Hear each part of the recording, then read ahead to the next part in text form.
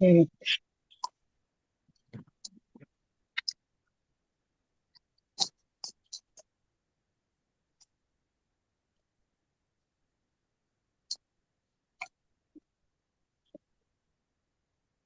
कृष्णा माता जी। हरे कृष्णा।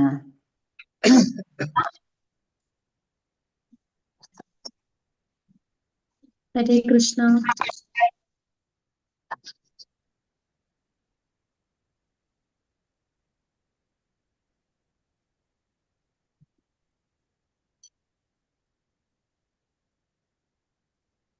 हरे कृष्णा। हरे कृष्णा माता जी। हरे कृष्णा। प्रणाम। हरे कृष्णा। हरे कृष्णा। हरे कृष्णा। ओम नमो भगवते वासुदेवाय। ओम नमो भगवते वासुदेवाय। ओम नमो भगवते वासुदेवाय।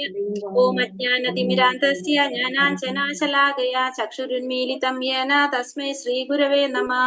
नमो विष्णुपादाय कृष्णप्रेष्ठाय भूतले श्रीमते भक्तिवेदान्त स्वामिन् इति नामिने। नमस्ते सारस्वते देवे गौरवाणी प्रचारिणे निर्विशेष शून्यवादी पाश्चात्य देशतारिणे। जय श्री कृष्ण चैतन्य प्रभु नित्यानंद श्री अद्वैत गदाधर श्रीवासादि गौर भक्त वृंद। हरे कृष्ण कृष्ण कृष्ण हरे हरे हरे राम हरे हरे हरे कृष्ണ. ശ്രീ രാധാ ഗോവിന്ദ ടെമ്പിൾ ഇസ്കോൺ മാംഗ്ലൂരിന്റെ 18 ദിവസത്തെ ഭഗവത്ഗീത ക്ലാസ്സിലേക്ക് എല്ലാവർക്കും സ്വാഗതം. ഹരേ കൃഷ്ണ. അധ്യായം 7 അല്ലെ? നമ്മളത് 7ാമത്തെ അധ്യായം.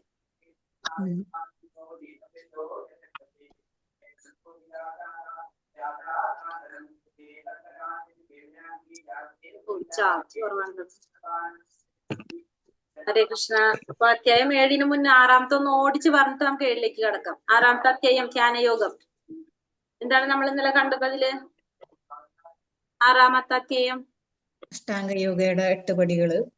8 പടികൾ കണ്ടു. ശത്രു ആരാണെന്ന്, ശത്രുവും മിത്രവും ആരാണ്? ആരാ ശത്രു മിത്രം? നമ്മളെ മനസ്സ്. നമ്മുടെ ശത്രുവും മിത്രവും മനസ്സ്. പിന്നെന്ത് പറഞ്ഞു?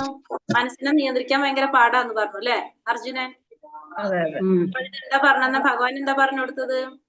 മനസ്സിനെ സുഹൃത്താക്കി മാറ്റുക. അതെങ്ങനെ മാറ്റും എന്ന് പറഞ്ഞു? ജ്ഞാനവിജ്ഞാന യോഗത്തിലൂടെ. എങ്ങനെ? ജ്ഞാനവിജ്ഞാന യോഗം എന്നൊക്കെ പറഞ്ഞ മനസ്സിലായി. ഞാനും കൊണ്ട് അഭ്യാസം കൊണ്ട് അല്ലെ? അഭ്യാസം കൊണ്ട് ചെയ്യാനാ പറഞ്ഞല്ലേ? നമ്മള് അഭ്യാസം ചെയ്ത് നമ്മൾ എന്ത് ചെയ്യണം എന്ന് പറഞ്ഞു? മനസ്സിനെ നിയന്ത്രിക്കാം. പിന്നെന്താ? മനസ്സിനെ മാത്രം നിയന്ത്രിച്ചാ പോരാന്ന് കൂടി പറഞ്ഞത് യോഗിയാവണമെങ്കിൽ അല്ലെ? മനസ്സിനെ മാത്രം നിയന്ത്രിച്ചുകൊണ്ട് ആയില്ല, വേറെ എന്തും കൂടി നിയന്ത്രിക്കണം എന്ന് പറഞ്ഞു? ഭക്ഷണം, ഉറക്കം നിയന്ത്രിക്കണം അല്ലെ? അങ്ങനെയാണെങ്കിലാണ് യോഗി ആവാൻ സാധിക്കണം. മനസ്സ് മാത്രം നിയന്ത്രിച്ചാൽ പോരാ, ഉറക്കവും ഭക്ഷണവും ഒക്കെ നിയന്ത്രിക്കണം എന്നും പറഞ്ഞു. മിതമായി ഭക്ഷണം, അതുപോലെ മിതമായ ആവശ്യത്തിന് ഭക്ഷണം കഴിക്കുക എന്ന് പറഞ്ഞു. അത് കഴിഞ്ഞിട്ട് പിന്നെ വേറൊരു പ്രധാനപ്പെട്ട പോയിന്റ് കൂടി ഭഗവാൻ പറഞ്ഞു കൊടുത്തല്ലോ അർജുനന്. ഉത്തമനായ യോഗി ആരാണെന്ന് പറഞ്ഞു. നമ്മൾ ഈ ചെയ്തു കഴിഞ്ഞാല് അർജുനന് സംശയം ചോദിച്ചിട്ടുണ്ടായിരുന്നു അല്ലെ? ഇപ്പൊ ഇതൊക്കെ നമ്മൾ ചെയ്തു, പിന്നെ നമുക്ക് ചെയ്യാൻ സാധിച്ചില്ലെങ്കിൽ എന്താ സംഭവിക്കാന്ന് ചോദിച്ചില്ല. അതൊക്കെ നഷ്ടപ്പെട്ടു പോകുന്നുള്ളൊരു സംശയം ഉണ്ടായിരുന്നു അർജുനന്. അപ്പൊ ഭഗവാൻ അതിനെന്ത് പറഞ്ഞു കൊടുത്തു? കുടുംബത്തിൽ ജനിക്കും. അതെ, കുടുംബത്തിലോ നഷ്ടപ്പെടുന്നില്ല. നമുക്ക് അതൊക്കെ എന്താണ് ക്യാരി ചെയ്തു പോകുന്നു പറഞ്ഞല്ലേ? നമ്മൾ ചെയ്യുന്ന ഗുണങ്ങളും നമുക്ക് ക്യാരി ചെയ്തു പോകും, നമ്മൾ ചെയ്യുന്ന പാപങ്ങളും നമുക്ക് ക്യാരി ചെയ്ത്, രണ്ടും നമുക്ക് ബാലൻസ് ക്യാരി ഫോർവേഡ് ആണ്. അത് അങ്ങോട്ട് ക്യാരി ചെയ്ത് പോകും. പലിശ അടക്കം നമുക്ക് കിട്ടും അല്ലെ? നമ്മള് ഡെപ്പോസിറ്റ് ഇടുന്ന പോലെ, ബാങ്കില് ഡെപ്പോസിറ്റ് ഇടുന്ന പോലെയാണ് അല്ലെ? നമ്മൾ പറഞ്ഞു അത് നല്ലതായാലും അങ്ങനെയാണ്, അല്ലാത്തതായാലും പുണ്യായാലും പാപമായാലും ഒക്കെ നമുക്ക് അനുഭവിക്കാം എന്ന് പറഞ്ഞു. അത് കഴിഞ്ഞിട്ട് പിന്നെ നാമജപത്തെ കുറിച്ച് കണ്ടു. നമ്മൾ നാമജപത്തിനെ കുറിച്ചാണ് പിന്നെ കണ്ടത്. നാമജപം എല്ലാവരും നാമം ജപിക്കാനായിട്ട് തീരുമാനിച്ചില്ല ഇന്നലത്തോടുകൂടി? തീരുമാനിക്കാത്ത ആരെങ്കിലും ഉണ്ടോ? 16 മാല ജപിക്കുന്നുണ്ട്. ഹരേഷ്ണ മാതാജി ഇപ്പൊ ജപിക്കാൻ തുടങ്ങാത്ത തീരുമാനിക്കാത്ത ആരെങ്കിലും ഉണ്ടെങ്കിൽ വേഗം പറഞ്ഞ് നമുക്ക് ക്ലാസ്സിൽ നിന്ന് പുറത്താക്കാം. പറഞ്ഞോളൂ. ഉണ്ടോ? ഇല്ല, തീരുമാനിച്ചിട്ടുണ്ട്. ഇനി തുടങ്ങണോ? തുടങ്ങി ജപിച്ചു തുടങ്ങി. 18 ദിവസം കഴിയുമ്പോഴേക്കും എല്ലാവരും നാമം ജപിക്കണം നിർബന്ധമായിട്ടും. 6 അധ്യായം കഴിഞ്ഞു. 6ാമത്തെ അധ്യായം തൊട്ട് നമ്മൾ എന്തായാലും ചെയ്യണം. അപ്പൊ നമ്മള് നാമം ജപിക്കാനായിട്ട് എല്ലാവരും തീരുമാനിച്ചവര് തുടങ്ങാം, തീരുമാനിക്കാത്തവര് ഉടനെ തീരുമാനിക്കുക. എന്നിട്ട് നമുക്ക് തുടങ്ങാം നാമജപം. 7 അല്ലെ? അപ്പൊ അധ്യായം 6 വരെയുള്ള അധ്യായത്തിന് എന്താ പറയാ നമ്മള്? ഏത് യോഗമായിരുന്നു? ഏത് യോഗ നമ്മള് കഴിഞ്ഞത്? ധ്യാനയോഗം. ധ്യാനയോഗം. അധ്യായം 6 വരെ, 1 മുതൽ 6 വരെ ഏത് യോഗത്തിലാ വരുന്നത്? കർമ്മയോഗത്തിൽ നമ്മള് കഴിഞ്ഞു. ഇനി 7ാമത്തെ അധ്യായം തൊട്ട് ഏത് ഭാഗം തുടങ്ങാണ്?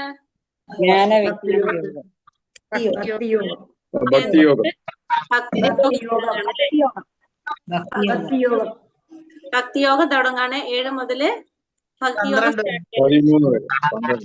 12 വരെ ഭക്തിയോഗം. 12 വരെ, 13 തൊട്ട് മാറി. അപ്പൊ 12 വരെ ഭക്തി തുടങ്ങാണ് നമ്മള്. ഏറ്റവും വിശേഷപ്പെട്ടതാണ് പറയാം നമ്മള്. അത് ഭക്തിയോഗം. അതുകൊണ്ടാണ് അതിനെ എവിടെ വെച്ചിരിക്കുന്നത്? സെന്ററിൽ വെച്ചിരിക്കുന്നത്. ഭക്തിയോഗത്തെ കുറിച്ച് നമുക്ക് നോക്കാം. ഹരേ കൃഷ്ണ. ഓം നമോ ഭഗവതേ വാസുദേവായ. ജ്ഞാന വിജ്ഞാന യോഗം. ജ്ഞാനം എന്ന് വെച്ചാല് നമുക്കറിയാം, അറിവ്. ആരെ കുറിച്ചുള്ള അറിവാണ്? ഭഗവാനെ കുറിച്ചിട്ടുള്ള അറിവ് അല്ലെ? അപ്പൊ അതാണ് നമ്മൾ ഇപ്പൊ ഇവിടം തൊട്ട് ഇനിയും ജ്ഞാനം കുറിച്ച് നമുക്ക് പറഞ്ഞു തരുന്നുണ്ട്. അപ്പൊ ഈ അധ്യായത്തിൽ നമുക്ക് കുറച്ചും കൂടി ഡീറ്റെയിൽ ആയിട്ട് നമുക്ക് നോക്കാം. ഭക്തിയോഗമാണ്. ഇപ്പൊ ഭക്തി നമുക്ക് ഉണ്ടാവണമെങ്കിൽ എന്ത് വേണം? നമുക്ക് കുറച്ച് ഭഗവാനെ കുറിച്ച് അറിയാൻ വേണം. ഭക്തി ഉണ്ടാവണമെങ്കിൽ നമുക്ക് അതും വേണമല്ലോ. അപ്പൊ അതൊക്കെയാണ് നമ്മൾ ഈ അധ്യായത്തില് കാണാനായിട്ട് പോകുന്നത്. ഹരേ കൃഷ്ണ. ഓം നമോ ഭഗവതേ വാസുദേവായ. ശ്രീ ഭഗവാനുവാച. മയ്യാ സക്തമന പാർത്ഥ യോഗം യുഞ്ജന്മതാശ്രയ അസംശയം സമഗ്രം മാം യഥാ ജ്ഞാസ്യാസി തച്ഛൃണു. ശ്രീ ഭഗവാൻ പറഞ്ഞു, കുന്തിപുത്ര, എന്നെ കുറിച്ചുള്ള പൂർണ്ണ ബോധത്തോടെ എന്നിൽ ആസക്തമായ മനസ്സോടുകൂടി യോഗം പരിശീലിക്കുന്നത് കൊണ്ട് സംശയങ്ങൾ നീങ്ങി എന്നെ പൂർണ്ണമായി അറിയാൻ കഴിയുന്നത് എങ്ങനെയെന്ന് പറയാം, കേൾക്കൂ. ഭഗവാൻ ഇവിടെ എന്താ അർജുനനോട് പറയുന്നത്? ഹേ കുന്തിപുത്ര, എന്നെ കുറിച്ചുള്ള പൂർണ്ണ ബോധത്തോടെ എന്നിൽ ആസക്തമായ മനസ്സോടുകൂടി യോഗം പരിശീലിക്കുന്നത് കൊണ്ട് സംശയങ്ങൾ നീങ്ങി എങ്ങനെയാണ് എന്നെ പൂർണ്ണമായി അറിയാൻ കഴിയുന്നതെന്ന് പറയാം, കേൾക്കൂ. ഇവിടെ എന്താ പറഞ്ഞ? തത്സൃണു എന്നാ പറയണ. ഭഗവാൻ എന്ന് പറഞ്ഞ തത്സൃണു, എന്നിൽ നിന്ന് കേൾക്കുന്ന പറയണ. ഭഗവാനിൽ നിന്ന് കേൾക്കാനാണ് പറഞ്ഞത്. ശ്രവിച്ചാലും തത്സൃണു, അതിന് ശ്രവിച്ചാലും എന്നാണ് ഭഗവാൻ ഇവിടെ പറയുന്നത്. ശൃണോതാം സ്വകഥാം കൃഷ്ണ പുണ്യശ്രവണ കീർത്തന ഹൃദ്യന്തസ്തഹ്യഭദ്രാണി വിധൂനോതി സുഹൃത്സതാം നഷ്ടപ്രായേഷു ഭദ്രേഷു നിത്യം ഭാഗവത സേവയ ഭഗവതേ ഉത്തമ ശ്ലോകേ ഭക്തിർഭവതി നൈഷ്ടകി. കൃഷ്ണനെ കുറിച്ച് വൈദിക സാഹിത്യത്തിൽ പറഞ്ഞിട്ടുള്ളത് കേൾക്കുന്നതും ഭഗവത്ഗീതയിലൂടെ നേരിട്ട് ഭഗവാന്റെ വാക്കുകൾ കേൾക്കുന്നതും തന്നെ ഒരു പുണ്യകർമ്മമത്രേ. എല്ലാവരുടെയും ഹൃദയത്തിൽ കുടികൊള്ളുന്ന ഭഗവാൻ കൃഷ്ണൻ തന്റെ കഥകൾ കേൾക്കുന്നവർക്ക് ഹിതകാരിയായ സുഹൃത്തിനെ പോലെ പ്രവർത്തിക്കുകയും നിരന്തരം കൃഷ്ണ കഥാ ശ്രവണത്തിൽ ഏർപ്പെടുന്ന ആ ഭക്തനെ പവിത്രീകരിക്കുകയും ചെയ്യുന്നു. അങ്ങനെ തന്നിൽ ഉറങ്ങിക്കിടന്നിരുന്ന അതീന്ദ്രിയ ജ്ഞാനം ഭക്തനിൽ തനിയെ വളർന്നു വരും. ഇവിടെ എന്തിനെ കുറിച്ചാ പറയണത്? ശൃണോത്താം സ്വകഥാം കൃഷ്ണ, ശ്രവണത്തെ കുറിച്ചാ പറയണത്. എന്താ പറഞ്ഞത്? കൃഷ്ണനെ കുറിച്ച് വൈദിക സാഹിത്യത്തിൽ പറഞ്ഞിട്ടുള്ളത് കേൾക്കുക. അപ്പൊ നമ്മൾ ഈ പറഞ്ഞ പോലെ വൈദികമായിട്ടുള്ള ഗ്രന്ഥങ്ങളില് ഭഗവാനെ കുറിച്ച് പറഞ്ഞിട്ടുള്ളത് കേൾക്കുക. ഭഗവത്ഗീതയിലൂടെ നേരിട്ട് ഭഗവാൻ പറഞ്ഞ വാക്കുകൾ കേൾക്കുക. ഭഗവത്ഗീതയിലൂടെ ഭഗവാൻ പറഞ്ഞ വാക്കുകൾ കേൾക്കുക. അപ്പൊ 2 സ്ഥലത്തും എന്താ പറഞ്ഞിരിക്കുന്നത്? കേൾക്കണം. കേൾവിക്ക്, ശ്രവണത്തിനാണ് പ്രാധാന്യം കൊടുത്തിരിക്കുന്നത്. ഇത് രണ്ടും എന്താണ്? ഒരു പുണ്യകർമ്മമാണ്. നമ്മൾ ചെയ്യുന്ന രണ്ടും ശ്രവണം, അതായത് ഒന്ന് കൃഷ്ണനെ കുറിച്ച് വേദഗ്രന്ഥങ്ങളിൽ പറഞ്ഞിട്ടുള്ളത് കേൾക്കുന്നതും ഭഗവത്ഗീതയില് ഭഗവാൻ പറഞ്ഞ വാക്കുകൾ കേൾക്കുന്നതും എന്താണ്? രണ്ടും ഒരു പുണ്യകർമ്മമാണ്. എല്ലാവരുടെയും ഹൃദയത്തിൽ കുടികൊള്ളുന്ന ഭഗവാൻ കൃഷ്ണൻ തന്റെ കഥകൾ കേൾക്കുന്നവർക്ക് ഹിതകാരിയായ ഒരു സുഹൃത്തിനെ പോലെ പ്രവർത്തിക്കും. അപ്പോ എല്ലാവരുടെ ഹൃദയത്തിലും ആരുണ്ട്? പരമാത്മ രൂപത്തിൽ ഭഗവാൻ ഇരിക്കുന്നുണ്ട്. ആ ഭഗവാൻ എന്താ പറയുന്നത്? ഭഗവാന്റെ കഥകൾ കേൾക്കുന്നവർക്ക് ഭഗവാൻ ഹിതകാരിയായ ഒരു സുഹൃത്തിനെ പോലെ പ്രവർത്തിക്കുകയും നിരന്തരം കൃഷ്ണകഥാശ്രവണത്തിലൂടെ നിരന്തരം നമ്മള് ഭഗവാന്റെ കഥകൾ കേൾക്കുന്നതിലൂടെ ആ ഭക്തനെ പവിത്രീകരിക്കുകയും ചെയ്യുന്നു. അവിടെ ഭഗവാൻ എന്താ ചെയ്യണത്? നിരന്തരം ഭഗവാന്റെ കഥകൾ കേൾക്കുന്നവർക്ക് ഒരു ഹിതകാരിയായ സുഹൃത്തിനെ പോലെ ഭഗവാൻ പ്രവർത്തിക്കുകയും ആ ഭക്തനെ പവിത്രീകരിക്കുകയും ചെയ്യുന്നു. അങ്ങനെ തന്നിൽ ഉറങ്ങിക്കിടന്നിരുന്ന അതീന്ദ്രിയ ജ്ഞാനം ഭക്തനിൽ തനിയെ വളരും. എല്ലാവരുടെ ഉള്ളിൽ എന്തുണ്ട്? ആ ഭഗവാനോടുള്ള ഒരു ആഗ്രഹം. കാരണം എല്ലാവരും ഭഗവാന്റെ ഒരു അംശമാണ്, എല്ലാവരും ഭഗവാന്റെ അടുത്തുനിന്ന് വന്നിരിക്കുന്നവരാണ്. അപ്പൊ എല്ലാവരുടെ ഉള്ളിലും എന്തുണ്ടാവും? ആ അതീന്ദ്രിയ ജ്ഞാനം, ഭഗവാനെ കുറിച്ചിട്ടുള്ള ഒരു ആഗ്രഹം, അല്ലെങ്കിൽ ഭഗവാനെ കുറിച്ച് അറിയാനുള്ള ഒരു ആഗ്രഹം, അത് ആ ഒരു ജ്ഞാനം എല്ലാവരുടെ ഉള്ളിലും ഉണ്ടാവും. പക്ഷെ എന്താണ് സംഭവിക്കുന്നത്? നമ്മൾ ഈ ഭൗതിക പ്രകൃതിയിലേക്ക് വരുമ്പോൾ ആ ത്രിഗുണങ്ങൾ നമ്മൾ സ്വാധീനിക്കുന്നതനുസരിച്ച് നമ്മളത് മറന്നു പോകാണ് ചെയ്യുന്നത്. അപ്പോൾ നമ്മൾ നിരന്തരം ഭഗവാന്റെ കഥകൾ കേൾക്കുന്നതിലൂടെ ഭഗവാനെ കുറിച്ച് അറിയുന്നതിലൂടെ എന്താ സംഭവിക്കുന്നത്? നമ്മളുടെ ഉള്ളിൽ ഉറങ്ങിക്കിടന്നിരുന്ന ആ ഒരു അതീന്ദ്രിയ ജ്ഞാനം, അല്ലെങ്കിൽ ഭഗവാനെ കുറിച്ചിട്ടുള്ള ആ ഒരു അറിവ് തന്നെത്താനെ വളർന്നു വരും, നമ്മളെ ഉള്ളില് തന്നെ വളർന്നു വരും. അപ്പൊ അതിന് നമ്മൾ എന്തിനാ പ്രാധാന്യം പറഞ്ഞത്? ഇവിടെ ശ്രവണം. എന്താ സംഭവിക്കുന്നത്? അത് ശ്രവണത്തിലൂടെയാണ് അത് സംഭവിക്കുന്നത്. എങ്ങനെയാണ്? ശ്രവണത്തിലൂടെയാണ് അത് സംഭവിക്കുന്നത്. അപ്പൊ നവവിധ ഭക്തി 9 തരത്തിൽ നമുക്ക് പറയാം. അതിൽ ആദ്യത്തേതാണ് എന്ത്? ശ്രവണം എന്ന് പറയുന്നത്. നമ്മൾ ഇന്നലെ പറഞ്ഞു, നാമം ജപിച്ചു കഴിഞ്ഞാൽ നമുക്ക് 3 കാര്യങ്ങൾ ഒറ്റയടിക്ക് കിട്ടുമെന്ന് പറഞ്ഞു. ശ്രവണം, കീർത്തനം, വിഷ്ണു സ്മരണം. കാരണം ശ്രവണത്തിലൂടെ നമ്മൾ എന്താണ് ഭഗവാനെ കുറിച്ച് പറയുന്നത്? നമ്മൾ കേൾക്കാണ് അല്ലെ? ശ്രവണം. പിന്നെ കീർത്തനം, കീർത്തിക്കാണ് ചെയ്യുന്നത്. പിന്നെന്താണ്? നമ്മൾ ഭഗവാനെ ഓർക്കും, അതാണ് വിഷ്ണു സ്മരണം വരുന്നത്. അപ്പോ നവവിധ ഭക്തിയിൽ ആദ്യത്തെ 3 നമുക്ക് നാമം ജപിക്കുമ്പോൾ നമുക്ക് എപ്പോഴും ചെയ്യാൻ സാധിക്കുന്നത്. കാരണം നമുക്ക് ശ്രവണം, നമ്മൾ ഭഗവാനെ കുറിച്ച് ഭഗവാന്റെ നാമം ചൊല്ലുമ്പോൾ നമ്മൾ എന്താണ് ഭഗവാൻ പറയുന്നത്? ഭഗവാന്റെ നാമം ചൊല്ലുമ്പോൾ നമ്മൾ കേട്ടിട്ടാണ് ചൊല്ലുന്നത്. ഹരേ കൃഷ്ണ നമ്മൾ ജപിക്കുമ്പോൾ നമുക്ക് കേൾക്കാവുന്ന സൗണ്ടിലായിരിക്കും നമ്മൾ ചെയ്യണമെന്ന് പറഞ്ഞു. അപ്പൊ എന്താണ്? നമ്മള് അത് കേൾക്കുന്നുണ്ട്. പിന്നെ കീർത്തനം, നമ്മള് ഭഗവാന്റെ നാമം കീർത്തിക്കാണ്, ഭഗവാനെ കീർത്തിക്കാണ്. അപ്പൊ ആ കീർത്തനം അവിടെ വരുന്നുണ്ട്. പിന്നെന്താണ്? വിഷ്ണു സ്മരണം, ഭഗവാനെ നമ്മൾ ഓർക്കുന്നുണ്ട്. അപ്പൊ 3 കാര്യം നമ്മുടെ അവിടെ വന്നു. അപ്പൊ നവവിധ ഭക്തി എന്ന് പറയുന്നത് 9 തരത്തിൽ നമുക്ക് ഭക്തി ഇതേപോലെ ചെയ്യാനായിട്ട്. ഏതൊക്കെയാണ്? ഒന്ന് ശ്രവണം, കീർത്തനം, വിഷ്ണു സ്മരണം, പാദസേവനം, അർച്ചനം, വന്ദനം, ദാസ്യം, സഖ്യം, ആത്മനിവേദനം. ഇതാണ് നവവിധ ഭക്തി എന്ന് പറയുന്നത്. ഏതൊക്കെയാണ്? ശ്രവണം, കീർത്തനം, വിഷ്ണു സ്മരണം, പാദസേവനം, അർച്ചനം, വന്ദനം, ദാസ്യം, സഖ്യം, ആത്മനിവേദനം. ഇതാണ് നമ്മൾ എന്ത് പറയണത്? നവവിധ ഭക്തി. ഇതിന് ഓരോരുത്തരും നമുക്ക് എക്സാമ്പിൾ പറയാം. അത് പിന്നീട് നമുക്ക് അടുത്ത ലൈവ് ടു ക്ലാസ്സുകളിലേക്ക് നമുക്കത് ഇത്തിരി ഡീറ്റെയിൽ ആയിട്ട് പോകും. അപ്പൊ ഇവിടെ ഇപ്പൊ നമുക്കറിയാം നവവിധ ഭക്തി 9 തരത്തിൽ നമുക്ക് ഭക്തികൾ ചെയ്യാൻ സാധിക്കും. ഭക്തി ചെയ്യാം. ഒന്ന് ശ്രവണം, ഭഗവാന്റെ കഥകൾ ഭഗവാനെ കുറിച്ച് കേൾക്കുക. ശ്രവണ കീർത്തനം, ഭഗവാനെ കീർത്തിക്കുക. വിഷ്ണു സ്മരണം, ഭഗവാനെ എപ്പോഴും സ്മരിക്കുക. പിന്നെ പാദസേവനം ചെയ്യാം. പിന്നെ അർച്ചനം ചെയ്യാം. പിന്നെന്താണ്? അർച്ചന, വന്ദനം, ദാസ്യം, സഖ്യം, ആത്മനിവേദനം. ഇതാണ് എന്ത് പറയുന്നത്? നവവിധ ഭക്തി എന്ന് പറയുന്നത്. മനുഷ്യാണാം സഹസ്രേഷു കശ്ചിദത്യതി സിദ്ധയേ യഥാ താമപി ചിത്താനാം കശ്ചിൻ മാം വേത്തി തത്വതഃ. ആയിരക്കണക്കിന് ആളുകളിൽ ചിലപ്പോൾ ഒരാൾ പൂർണ്ണത നേടാൻ ഉദ്യമിച്ചേക്കാം. അങ്ങനെ പൂർണ്ണത നേടിയവരിലും ഒന്നിലേറെ പേർ എന്നെ തികച്ചും അറിയുന്നതില്ല. അപ്പൊ ആയിരക്കണക്കിന് ആളുകള് എന്നെ കുറിച്ച് എന്താണ്? ആയിരക്കണക്കിന് ആളുകളില് ചിലപ്പോൾ ഒരാൾ പൂർണ്ണത നേടാനായിട്ട് ഉദ്യമിച്ചേക്കാം. അപ്പൊ കുറെ ആളുകളിൽ, ആയിരക്കണക്കിന് ആളുകളില് പൂർണ്ണത നേടാനായിട്ട് കുറെ പേര് ശ്രമിക്കും. പക്ഷെ അങ്ങനെ എല്ലാവർക്കും പൂർണ്ണത നേടാൻ സാധിക്കുമോ? ഇല്ല. പക്ഷെ അങ്ങനെ പൂർണ്ണത നേടിയവരിലും ഒന്നിലേറെ പേർ എന്നെ തികച്ചും അറിയുന്നതുമില്ല. അപ്പൊ അങ്ങനെ പൂർണ്ണത നേടിയാൽ തന്നെ അവർക്കും എല്ലാവർക്കും ഭഗവാനെ കുറിച്ച് അറിയാനായിട്ട് സാധിക്കില്ല. അപ്പൊ നമ്മളെ ക്ലാസ്സിൽ തന്നെ അല്ലെ 400 പേരോ എത്രയോ ഉണ്ടായിരുന്നു നമ്മളെ ഗ്രൂപ്പില്.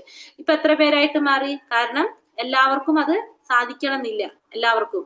കാരണം അത് ഭഗവാന്റെ കാരുണ്യം ഉണ്ടെങ്കിൽ മാത്രമേ നമുക്കത് നടക്കുള്ളൂ. അതേപോലെ തന്നെയാണ് ആ പൂർണ്ണത നേടിയാൽ തന്നെ എല്ലാവർക്കും ഭഗവാനെ കുറിച്ച് അറിയാനും സാധിക്കണമെന്നില്ല. അപ്പൊ ആയിരക്കണക്കിന് ആളുകള് അതിനു വേണ്ടി ശ്രമിക്കാം. പക്ഷെ അങ്ങനെ പൂർണ്ണത നേടിയാൽ തന്നെ ഒന്നിലേറെ പേർ എന്നെ തികച്ചും അറിയുന്നതുമില്ല. എല്ലാവർക്കും അറിയാനായിട്ട് സാധിക്കില്ല. കാരണം ഭഗവാന്റെ കാരുണ്യം ഇല്ലാതെ ഭഗവാനെ കുറിച്ച് നമുക്ക് മനസ്സിലാക്കാനായിട്ടോ അറിയാനോ ഒന്നിനും സാധിക്കില്ല. ഈശ്വര പരമാ കൃഷ്ണ സച്ചിദാനന്ദ വിഗ്രഹ അനാദിരാതിർ ഗോവിന്ദ സർവകാരണ കാരണം. കൃഷ്ണനാണ് പരംപുരുഷനായ ഭഗവാൻ. സർവകാരണങ്ങൾക്കും കാരണഭൂതനും ആദിപൂമാനായ ഗോവിന്ദനും അദ്ദേഹം തന്നെ. ഇപ്പൊ കൃഷ്ണനാണ് എന്ത്? പരംപുരുഷനായ ഭഗവാൻ. പരംപുരുഷനായ ഭഗവാനാണ് കൃഷ്ണൻ. സർവകാരണങ്ങൾക്കും കാരണഭൂതനും ആദിപൂമാനായ ഗോവിന്ദനും ആര് തന്നെയാണ്? ഭഗവാൻ തന്നെയാണ്. ഇത് ഏതിൽ പറഞ്ഞിരിക്കുന്നതാണിത്? ഏതിലത്തെയാണിത് അറിയോ? ഈശ്വര പരമ കൃഷ്ണ സച്ചിദാനന്ദ വിഗ്രഹ അനാദിരാതിർ ഗോവിന്ദ സർവകാരണ കാരണം. എന്താണിത്? കേട്ടിട്ടുണ്ടോ ഇത്? ഹരേ കൃഷ്ണ. കേൾക്കുന്നില്ലേ? കേൾക്കുന്നുണ്ടല്ലോ? കേട്ടിട്ടുണ്ട് മാതാജി, കേട്ടിട്ടുണ്ട്. ഇത് ബ്രഹ്മസംഹിത അല്ലേ? ഈശ്വര പരമ കൃഷ്ണ സച്ചിദാനന്ദ വിഗ്രഹ അനാദിനാഥ് ഗോവിന്ദനാഥ് സർവകാരണ കാരണം. എല്ലാത്തിനും കാരണം അല്ലെ? ഭക്തി ഇല്ലാത്തവർക്ക് ഭഗവാനെ കുറിച്ച് മനസ്സിലാക്കാനായിട്ട് സാധിക്കില്ല. ആർഗ്യവരിലുള്ള കൃഷ്ണനാണ് പരംപുരുഷനായ ഭഗവാൻ. എല്ലാ കാരണങ്ങൾക്കും കാരണഭൂതനും ആദിപൂമാനായ ഗോവിന്ദനും ആര് തന്നെയാണ്? ഭഗവാൻ തന്നെയാണ്.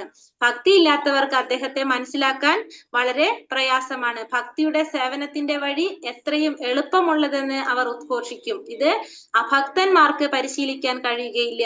ഭക്തി മാർഗം ഇത്രയും നിഷ്പ്രയാസമാണെങ്കിൽ അവർ എന്തിന് വിഷമമുള്ള വഴിക്ക് തോന്നുന്നു? അപ്പൊ ഭക്തി ഇല്ലാത്തവർക്ക് ഭഗവാനെ മനസ്സിലാക്കാൻ പ്രയാസമാണ്. ഭക്തിയുടെ സേവനത്തിന്റെ വഴി എത്രയും എളുപ്പമുള്ളതാണെന്ന് അവര് വിചാരിക്കും. ഭക്തി ഇല്ലാത്തവരെന്താ പറയാ? ഭക്തിയുടെ ആ സേവനത്തിന്റെ വഴി അത് എളുപ്പമുള്ളതാണെന്നാണ് അവർ പറയാ. ഇത് അഭക്തന്മാർക്ക് പരിശീലിക്കാൻ കഴിയുകയില്ല. ഭക്തി മാർഗം ഇത്രയും നിഷ്പ്രയാസമാണെങ്കിൽ അവർ എന്തിന് ഇത്രയും വിഷമമുള്ള വഴിക്ക് പോകുന്നു? കാരണം എന്താണ്? നമുക്ക് ഭക്തിയിലേക്ക് നമ്മൾ ഇറങ്ങുന്തോറും നമുക്ക് മനസ്സിലാവും ഇത് അത്രയും എളുപ്പമുള്ള കാര്യമല്ല എന്നുള്ളത്. പക്ഷെ ഇറങ്ങാത്തവരുടെ ധാരണ എന്താണ്? ഈ ഭക്തി എന്ന് പറഞ്ഞാൽ വളരെ എളുപ്പമാണെന്ന് ചിന്തിക്കും. അപ്പൊ നമ്മളിപ്പോ ഇത്രയും നാളുണ്ടായിരുന്ന നമ്മളെ ധാരണ കുറച്ചൊന്ന് മാറി. ഇപ്പൊ നമുക്ക് മനസ്സിലായി നമ്മൾ ഈ ചിന്തിച്ച രീതി ഒന്നല്ല ഭക്തി എന്നുള്ളത്. നമ്മളിപ്പോ ഒരു 5-6 ദിവസത്തെ ക്ലാസ് കൊണ്ട് തന്നെ നമുക്ക് ചെറിയ നമ്മളെ കൺസെപ്റ്റിൽ മാറ്റം വന്നു. അപ്പോ നമുക്കിത് കൂടുതൽ അറിയും തോറും നമുക്ക് എന്ത് മനസ്സിലാകാണ്? ഭക്തി എന്ന് പറയുന്നത് നമുക്ക് എളുപ്പത്തിൽ കിട്ടുന്നതല്ല എന്നുള്ള നമുക്ക് മനസ്സിലാകും. ഭക്തന്മാർക്ക് മനസ്സിലാക്കാനായിട്ട് സാധിക്കും. പക്ഷെ അഭക്തന്മാരെന്താണ്? ഇതിനെ കുറിച്ച് അവർക്ക് അറിയില്ല. അപ്പൊ അവരുടെ ധാരണ എന്താണ്? ഈ ഭക്തി എന്ന് പറഞ്ഞാല് നിഷ്പ്രയാസം, ഒരു പ്രയാസം ഇല്ലാതെ പെട്ടെന്ന് തന്നെ കിട്ടുന്നതാണെന്നാണ് അവരുടെ ഒരു ധാരണ വരുന്നത്.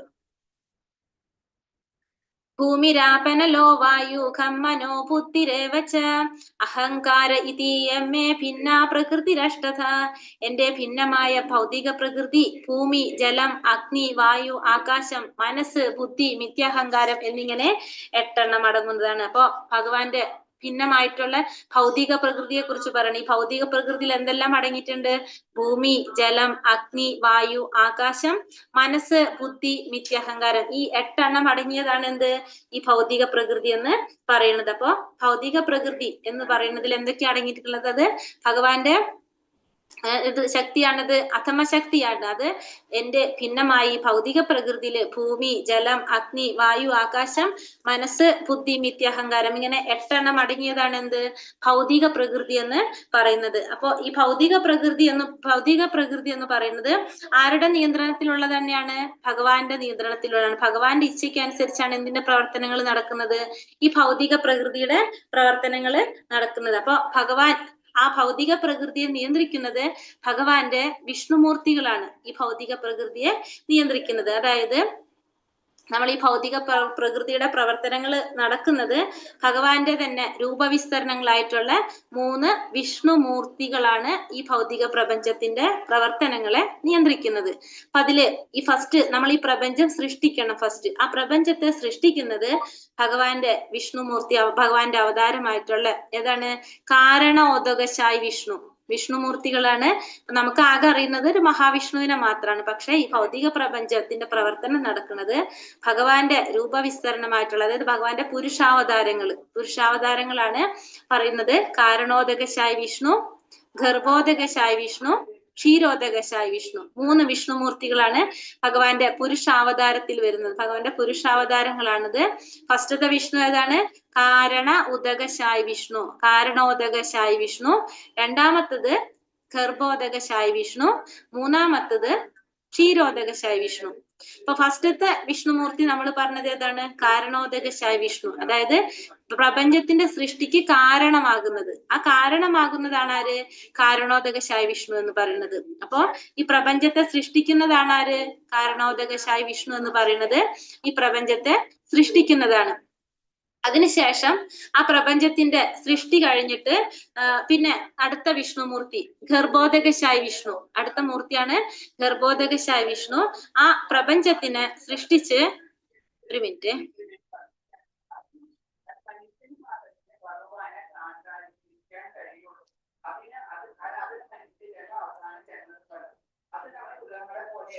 ഫസ്റ്റ് ഇപ്പൊ കാണുന്നുണ്ടല്ലോ അല്ലെ?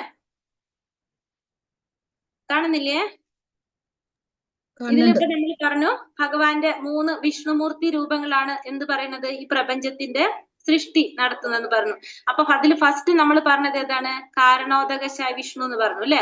അപ്പൊ ഭഗവാന്റെ ആദ്യത്തെ രൂപവിസ്തരണമാണ് നമ്മൾ പറഞ്ഞ വിഷ്ണുമൂർത്തി ഏതാണ്? 3 വിഷ്ണുമൂർത്തികളിൽ ആദ്യത്തെ കാരണോദകശായി വിഷ്ണു. ഈ കാണുന്നതാണ് കാരണോദകശായി വിഷ്ണു. ഈ കാരണോദകശായി വിഷ്ണു ആണ് ഈ പ്രപഞ്ചത്തിന്റെ സൃഷ്ടിക്ക് കാരണമാകുന്നത്. അതുകൊണ്ടാണ് കാരണോദകശായി വിഷ്ണു എന്ന് പറയുന്നത്. ആ വിഷ്ണുമൂർത്തിയുടെ രോമകൂപങ്ങളിൽ നിന്ന് ചെറിയ ചെറിയ ബ്രഹ്മാണ്ടങ്ങൾ കണ്ടില്ല? ഈ മുട്ട പോലെ വരുന്നത്, അതാണ് ബ്രഹ്മാണ്ടങ്ങൾ, നമ്മളെ ഈ പ്രപഞ്ചങ്ങൾ. ആ ചെറിയ പ്രപഞ്ചങ്ങൾ ഉണ്ടാകാണ്. അപ്പൊ ഇതിന്റെ കാരണോദകശായി വിഷ്ണുവിന്റെ രോമകൂപങ്ങളിൽ നിന്നാണ് ഈ പ്രപഞ്ചങ്ങൾ ഉണ്ടാകുന്നത്. ആ പ്രപഞ്ചത്തില് ആരിവരാണ്? ആ ഒരു പ്രപഞ്ചം തുറന്നതാണ് ഈ കാണുന്നത് കേട്ടോ. ആ ഒരു പ്രപഞ്ചത്തില് അടുത്ത വിഷ്ണുമൂർത്തി ഗർഭോദകശായി വിഷ്ണു പ്രവേശിക്കുകയാണ്. ആ ഒരു പ്രപഞ്ചം, ആ ഒരു മുട്ട, അത് തുറന്നു കഴിഞ്ഞിട്ടുള്ളതാണ് നമ്മൾ ഈ കാണുന്നത്. ആ ഇത് ഭൗതിക പ്രപഞ്ചമാണ്. നമ്മൾ ഈ കാണുന്ന ഈ റൗണ്ട് ഭൗതിക പ്രപഞ്ചമാണ്. ആ ഒരു ഗോൾഡൻ കളറിലുള്ള ഒരു മുട്ട തുറന്നതാണ് നമ്മൾ ഈ കാണുന്ന അത്.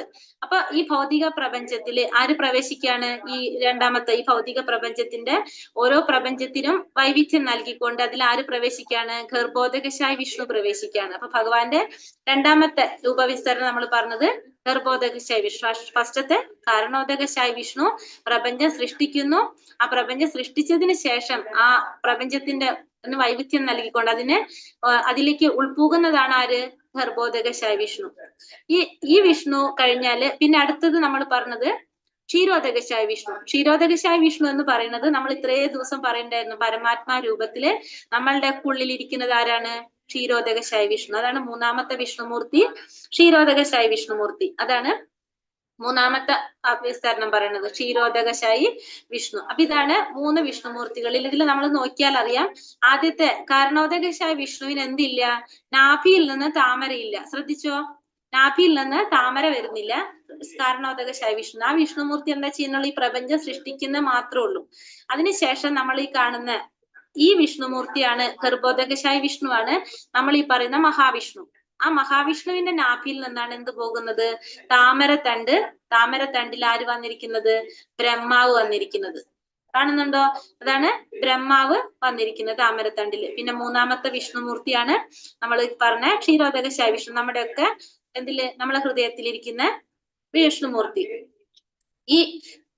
ഇതാണ് നമ്മൾ ഇപ്പൊ ഞാൻ ഈ പറഞ്ഞത് ജസ്റ്റ് ഒന്ന് കാണിച്ചതാണ്. ഇപ്പൊ ഞാൻ പറഞ്ഞതിനേക്കാൾ ഇത് കണ്ടപ്പോ മനസ്സിലായിണ്ടാന്ന് വിചാരിക്കുന്നു. ഹരേ കൃഷ്ണ. പറഞ്ഞു തരാം. നാളെ മറ്റന്നാളോ കോലകച്ചാട്ട് പറഞ്ഞുതരാം കേട്ടോ, നോക്കിട്ട്. അപ്പൊ ഇതാണ് 3 വിഷ്ണുമൂർത്തികള്. ഈ 3 വിഷ്ണുമൂർത്തികളുടെ ഇതിലാണ് നമ്മൾ എന്ത് പറയുന്നത്? ഈ ഭൗതിക പ്രകൃതിയുടെ പ്രവർത്തനങ്ങള് നടക്കുന്നത്. അപ്പൊ ആദ്യത്തത് കാരണോദകശായി വിഷ്ണു, രണ്ടാമത്തത് ഗർഭോദകശായി വിഷ്ണു, മൂന്നാമത്തത് ക്ഷീരോദകശായി വിഷ്ണു. ക്ഷീരോദകശായി വിഷ്ണു ആണ് നമ്മളുടെ ഉള്ളിൽ പരമാത്മാവായിട്ടിരിക്കുന്നത്.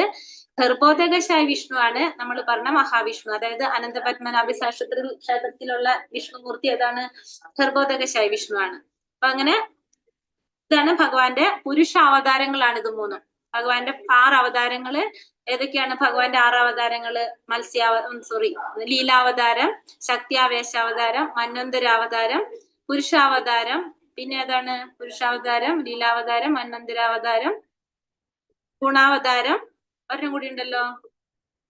കൃഷ്ണ ലീലാവതാരം, മന്വന്തരാവതാരം, പുരുഷാവതാരം, ശക്തിയാവേശാവതാരം. പറഞ്ഞോ ശക്തിയാവേശാവതാരം അല്ലെ. അപ്പൊ അങ്ങനെ 6 തരം അവതാരത്തില് ഒരെണ്ണാണ് നമ്മൾ ഈ പറഞ്ഞ പുരുഷാവതാരങ്ങള്. അത് 3 ഗർഭോദകശായി വിഷ്ണു, കാരണോദകശായി വിഷ്ണു, ഗർഭോദകശായി വിഷ്ണു, ക്ഷീരോദകശായി വിഷ്ണു. ബാക്കിയുള്ളത് പിന്നാലെ നമുക്ക് പറയാം. അപ്പൊ അത് മനസ്സിലായല്ലോ. ഇനി അടുത്തത് എന്താ പറയുന്നത്? അപരേയമിതസ്തന്യാം പ്രകൃതിം ഭിത്തിമയ പരാം ജീവഭൂത മഹാബാഹോ യേതം ധാര്യതേ ജഗത്. ഇവയ്ക്ക് പുറമെ ഹേ മഹാബാഹുവായ അർജുന, എനിക്ക് മറ്റൊരു ഉത്കൃഷ്ട ശക്തി കൂടിയുണ്ട്. ഈ താഴ്ന്ന തരം ഭൗതിക പ്രകൃതിയുടെ വിഭവങ്ങളെ ചൂഷണം ചെയ്യുന്ന ജീവഗണങ്ങളാണത്. അപ്പോ ഇതിനു പുറമെ, ഇത് കൂടാതെ എനിക്ക് വേറൊരു ഉത്കൃഷ്ട ശക്തി കൂടിയുണ്ട്. അതെന്താണ് ആ ഉത്കൃഷ്ട ശക്തി? ഇപ്പൊ നമ്മൾ ഈ പറഞ്ഞത് ഭഗവാന്റെ അധമ ശക്തി അല്ലെങ്കിൽ താഴ്ന്ന തരം ശക്തിയാണ് നമ്മൾ ഈ പറഞ്ഞ ഭൗതിക പ്രകൃതി. ഇനി ഉത്കൃഷ്ട ശക്തി അതേതാണ്? ഈ താഴ്ന്ന തരം വിഭവങ്ങളെ ചൂഷണം ചെയ്യുന്ന ജീവഗണങ്ങളാണത്. അപ്പൊ ഭഗവാന്റെ ഉത്കൃഷ്ട ശക്തിയാണ് ആര്? ജീവാത്മാക്കൾ അല്ലെങ്കിൽ ജീവഗണങ്ങൾ എന്ന് പറയുന്നത് ഭഗവാന്റെ ഉത്കൃഷ്ട ശക്തിയാണെന്ന് ഭഗവാൻ ഇവിടെ പറയാണ്. മത്ത പലതരം നാന്യാത് കിഞ്ചദസ്തി ധനഞ്ജയ മയി സർവമിദം പ്രോതം സൂത്രേ മണിഗണ ഇവ. ഹേ ധനഞ്ജയ, എന്നേക്കാൾ ശ്രേഷ്ഠമായ ഒരു സത്യമില്ല. മുത്തുകൾ നൂലിന്മേൽ എന്ന പോലെ സർവ്വതും എന്നിൽ ഇണക്കി കോർക്കപ്പെട്ടിരിക്കുന്നു. അപ്പൊ പറയാണ്, ഹേ ധനഞ്ജയ, എന്നേക്കാൾ ശ്രേഷ്ഠമായ ഒരു സത്യമില്ല. എങ്ങനെയാണ്? മുത്തുകൾ നൂലിന്മേൽ എന്ന പോലെ സർവ്വവും എന്നിൽ ഇണക്കി കോർക്കപ്പെട്ടിരിക്കുന്നു. മുത്തുകള് നൂലിന്മേൽ എങ്ങനെയാണ്? നമുക്ക് ആ നൂല് കാണാൻ സാധിക്കില്ല, പക്ഷെ ആ മുത്തുകൾ മുഴുവനും നല്ല ഭംഗിയിൽ അടക്കി വെച്ചിരിക്കുന്ന പോലെയാണ് നമുക്ക് മനസ്സിലാകുന്നത് അല്ലെ. അതേപോലെ തന്നെ ഭഗവാൻ എന്താണ്? ഭഗവാനേക്കാൾ ശ്രേഷ്ഠമായ ഒരു സത്യമില്ല. എല്ലാതും ഭഗവാനില് ഇണക്കി കോർക്കപ്പെട്ടിരിക്കുകയാണ്. എല്ലാതും ഭഗവാനിൽ നിന്നാണ് വരുന്നത് അല്ലെ. ഭഗവാനാണ് എല്ലാത്തിന്റെയും ഉറവിടം. എല്ലാതും ഭഗവാനിൽ നിന്നാണ് വരുന്നത്. എല്ലാതും ഭഗവാനില് ഇണക്കി കോർക്കപ്പെട്ടിരിക്കുന്നത്. എങ്ങനെയാണ്? മുത്തുകൾ നൂലിന്മേൽ എന്ന പോലെ. എങ്ങനെയാണോ മുത്തുകള് നൂലിന്മേൽ ഇണക്കി കോർക്കി വെച്ചിരിക്കുന്നത്, അതേപോലെ എല്ലാം ഭഗവാനിൽ ഇണക്കി കോർക്കപ്പെട്ടിരിക്കുന്നു. ഇനി ഭഗവാന്റെ കുറച്ച് വൈവിധ്യങ്ങളെ കുറിച്ച് പറഞ്ഞു തരാണ് ഈ അധ്യായത്തില്. വിഭൂതികളെ കുറിച്ച് ബാക്കി നമുക്ക് പിന്നാലെ നമുക്ക് 10ാമത്തെ അധ്യായത്തിൽ പറയും. പക്ഷെ കുറച്ച് വിഭൂതികളെ കുറിച്ച് ജസ്റ്റ് ഇവിടെ ഒന്ന് സൂചിപ്പിക്കുന്നുണ്ട് ഭഗവാൻ. രസോഹമപ്സു കൗന്ദേയ പ്രഭാസ്മി ശശി സൂര്യയോ പ്രണവ സർവവേദേഷു ശബ്ദഖേ പൗരുഷം നൃഷു. ഹേ കുന്തിപുത്ര, ജലത്തിലെ രസം, സൂര്യചന്ദ്രന്മാരിലെ പ്രകാശം, വേദമന്ത്രങ്ങളിലെ ഓംകാരം, വേദമന്ത്രങ്ങളിലെ പ്രണവം, ആകാശത്തിലെ ശബ്ദവും പുരുഷന്റെ പൗരുഷവും ഞാനാകുന്നു. ഇവിടെ എന്താ ഭഗവാൻ പറയുന്നത്?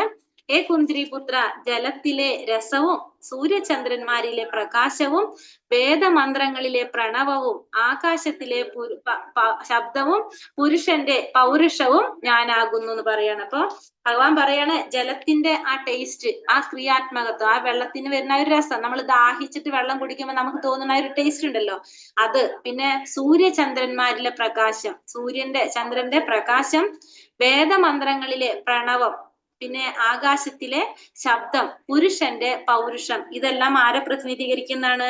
അതെല്ലാം ഭഗവാനെ പ്രതിനിധീകരിക്കുന്നതാണ്. പിന്നെ ബീജമാം സർവഭൂതാനാം വിദ്ധി പാർത്ഥ സനാതനം ബുദ്ധിർബുദ്ധിമതാമസ്മി തേജസ്തേജസിനാമഹം. ഹേ കുന്തിപുത്ര, സർവ ജീവജാലങ്ങളുടെയും ആദി ബീജം ഞാനാണെന്ന് നീ അറിയണം.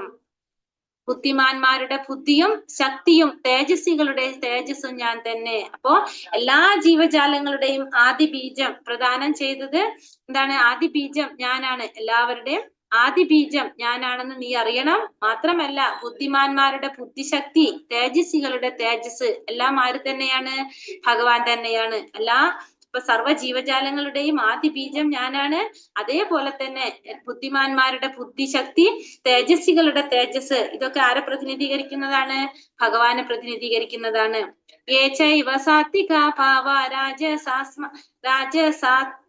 രാജസാസ്താമസാശ്ചയേ മത്ത ഏവേദി താൻ വിത്തി നാത്വഹം തേഷു തേ മയി. സാത്വികങ്ങളും രാജസികങ്ങളുമായ രാജസങ്ങളും താമസങ്ങളുമായ എല്ലാ അവസ്ഥകളും എന്റെ ശക്തിയുടെ ബഹിസ്ഫുരണങ്ങളാണ്. ഒരർത്ഥത്തിൽ അവയെല്ലാം ഞാൻ തന്നെ. എങ്കിലും ഞാൻ അവയ്ക്ക് അധീനനല്ല, മറിച്ച് ഭൗതിക ഗുണങ്ങൾക്ക് അധീനനല്ല, മറിച്ച് അവയെല്ലാം എന്നിൽ നിലകൊള്ളുന്നു. അപ്പൊ സാത്വികങ്ങളും രാജസങ്ങളും താമസങ്ങളുമായ എല്ലാ അവസ്ഥകളും എന്റെ ശക്തിയുടെ ബഹിസ്ഫുരണങ്ങളാണ്. ഇപ്പൊ നമ്മൾ ഈ പറഞ്ഞ സാത്വികവും രാജസികവും താമസികമായിട്ടുള്ള എല്ലാ അവസ്ഥകളും എന്താണ്? ഭഗവാന്റെ ശക്തിയുടെ തന്നെ ബഹിസ്ഫുരണങ്ങളാണ്. അപ്പൊ ഇതെല്ലാതും ആരാണ് സൃഷ്ടിക്കുന്നത്? ഇതെല്ലാതും ആര് തന്നെയാണ്? ഭഗവാൻ തന്നെയാണ്. പക്ഷെ എങ്കിലും ഭഗവാൻ പറയാണ്, ഭഗവാൻ ഇതിനൊന്നും അധീനനല്ല. ഭഗവാൻ എങ്ങനെയാണ്? ഇതിനൊക്കെ അതീതനാണ് ഭഗവാൻ. ഈ ത്രിഗുണങ്ങളുടെ എല്ലാം അതീതനാണ്, അല്ലെങ്കിൽ അധിപനാണ് ഭഗവാൻ. അതുകൊണ്ട് ഭഗവാനെ നമുക്ക് ഗുണാതീതൻ എന്ന് പറയാം. ഗുണങ്ങൾക്ക് അതീതനായതുകൊണ്ട് ഭഗവാനെ ഗുണാതീതൻ എന്ന് പറയാം. അപ്പൊ എല്ലാതും ഭഗവാനിൽ നിലകൊള്ളുന്നു, പക്ഷെ ഭഗവാൻ ഇവയിലല്ല നിലകൊള്ളുന്നതെന്ന് ഭഗവാൻ പറയാണ്. കാരണം എല്ലാതും ഭഗവാനിൽ നിന്നാണ് ഉണ്ടായതെങ്കിലും ഭഗവാന് ഇതൊന്നും ബാധിക്കുന്നില്ല. ഭഗവാൻ ഇതിനെല്ലാം അതീതനാണ്. ഇതിന്റെ ഒക്കെ അപ്പുറത്താണ് ആര്? ഭഗവാൻ എന്ന് പറയാണ്. ദൈവീ ഹേഷ്യ ഗുണമയീ മമ മായാതുരത്യയ മാമേവായേ പ്രപത്യന്തേ മായാമേതാം തരന്തിതേ. 3 പ്രകൃതി ഗുണങ്ങൾ അടങ്ങിയ എന്റെ ദിവ്യശക്തിയെ അതിജീവിക്കുക എളുപ്പമല്ല. എന്നാൽ എനിക്കായി സ്വയം സമർപ്പിക്കുന്നവർക്ക് അത് നിഷ്പ്രയാസം സാധിക്കും. ഇവിടെ എന്താ ഭഗവാൻ പറയണത്? ഭൗതിക പ്രകൃതിയുടെ ഈ 3 ഗുണങ്ങള്, ഭൗതിക പ്രകൃതിയുടെ ഈ 3 ഗുണങ്ങളെ അതിജീവിക്കുക എന്ന് പറയുന്നത് അത്ര എളുപ്പത്തിൽ സാധിക്കില്ല. ഈ ഭൗതിക പ്രകൃതിയിലെ ത്രിഗുണങ്ങളെ അതിജീവിക്കാൻ എളുപ്പത്തിൽ സാധിക്കില്ല. നമ്മൾ പറഞ്ഞു, ഈ ജീവാത്മാവ് ഈ ഭൗതിക പ്രകൃതിയിലേക്ക് കടക്കുന്നത് വരെ അതെങ്ങനെയാണ്? അത് മാലിന്യം നിറഞ്ഞതല്ല, ഭൗതിക ബന്ധനത്തിൽ പെട്ടിട്ടില്ല. പക്ഷെ ആ ഭൗതിക പ്രകൃതിയിലേക്ക് കടക്കുന്നതോട് കൂടിയാണ് ഈ ത്രിഗുണങ്ങളുടെ സ്വാധീനത്തിൽ വരുന്നത്. അതുവരെ അതിനെന്താണ്? അത് ഈ ഗുണങ്ങൾക്ക് അധീനപ്പെട്ടിട്ടില്ല അത്. പക്ഷെ ഭൗതിക പ്രകൃതിയിലേക്ക് കടക്കുന്നതോട് കൂടിയാണ് ഈ ഗുണങ്ങള് അതിനെ സ്വാധീനിക്കുന്നത്. പക്ഷെ എന്താ പറയണത്? അതുകൊണ്ട് അതിനെ അതിജീവിക്കുക എന്ന് പറയുന്നത്, ഈ 3 ഗുണങ്ങൾ അതിജീവിക്കുക എന്ന് പറയുന്നത് അത്ര എളുപ്പമല്ല. പക്ഷെ എനിക്കായി സ്വയം സമർപ്പിക്കുന്നവർക്ക് അത് നിഷ്പ്രയാസം സാധിക്കും. അപ്പൊ ആരാണോ ഭഗവാന് സ്വയം സമർപ്പിക്കുന്നത് അവർക്കത് നിഷ്പ്രയാസം സാധിക്കും. അല്ലാതെ അത് എളുപ്പമല്ല എന്ന് പറയാൻ. ഒരു മിനിറ്റ് ഒന്ന് ചാർജ് എടുത്തോട്ടെ. ഹരീഷ്.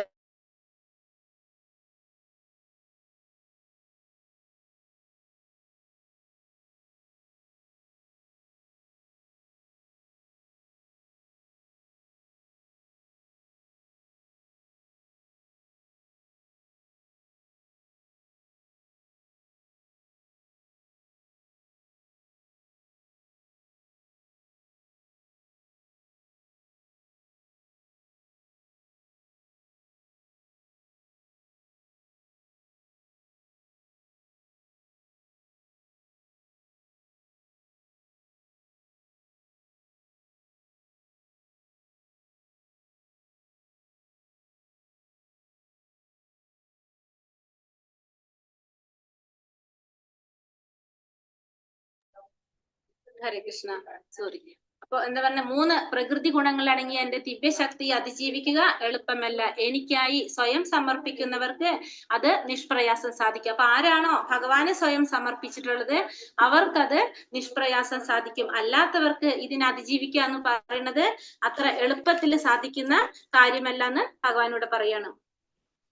നമാം ദുഷ്കൃതിനോ മൂഢ പ്രപത്യന്തേ നരാധമ മായയായ അപഹൃതജ്ഞാന ആസുരം ഭാവമാശ്രിതഃ. ദുഷ്കൃതരായ മൂഢന്മാരും മനുഷ്യ അധമന്മാരും മായയാൽ അപഹരിക്കപ്പെട്ട ജ്ഞാനത്തോട് കൂടിയവരും നിരീശ്വരരുമായവർ എന്നെ ശരണം പ്രാപിക്കുന്നില്ല. ഇനി ഭഗവാൻ എന്താ പറഞ്ഞത്? ആരൊക്കെയാണ് ഭഗവാനെ ശരണം പ്രാപിക്കാത്തവരെന്ന് പറയുന്നത്? ആരൊക്കെയാണ് ഭഗവാനെ ശരണം പ്രാപിക്കാത്തവര്? ദുഷ്കൃതരായ മൂഢന്മാര്, മനുഷ്യ അധവന്മാര്, മായയാൽ അപഹരിക്കപ്പെട്ട ജ്ഞാനത്തോട് കൂടിയവര്, നിരീശ്വരരായവര്. ഈ 4 കൂട്ടര് ഭഗവാനെ ശരണം പ്രാപിക്കാത്തവരാണ്. ഒന്ന് മൂഢന്മാര്, മനുഷ്യ അധമന്മാര്, മായയാൽ അപഹരിക്കപ്പെട്ട ജ്ഞാനത്തോട് കൂടിയവര്, നിരീശ്വരര്. ഈ 4 കൂട്ടര് ഭഗവാനെ ശരണം പ്രാപിക്കുന്നില്ല എന്നിവിടെ ഭഗവാൻ പറയാണ്.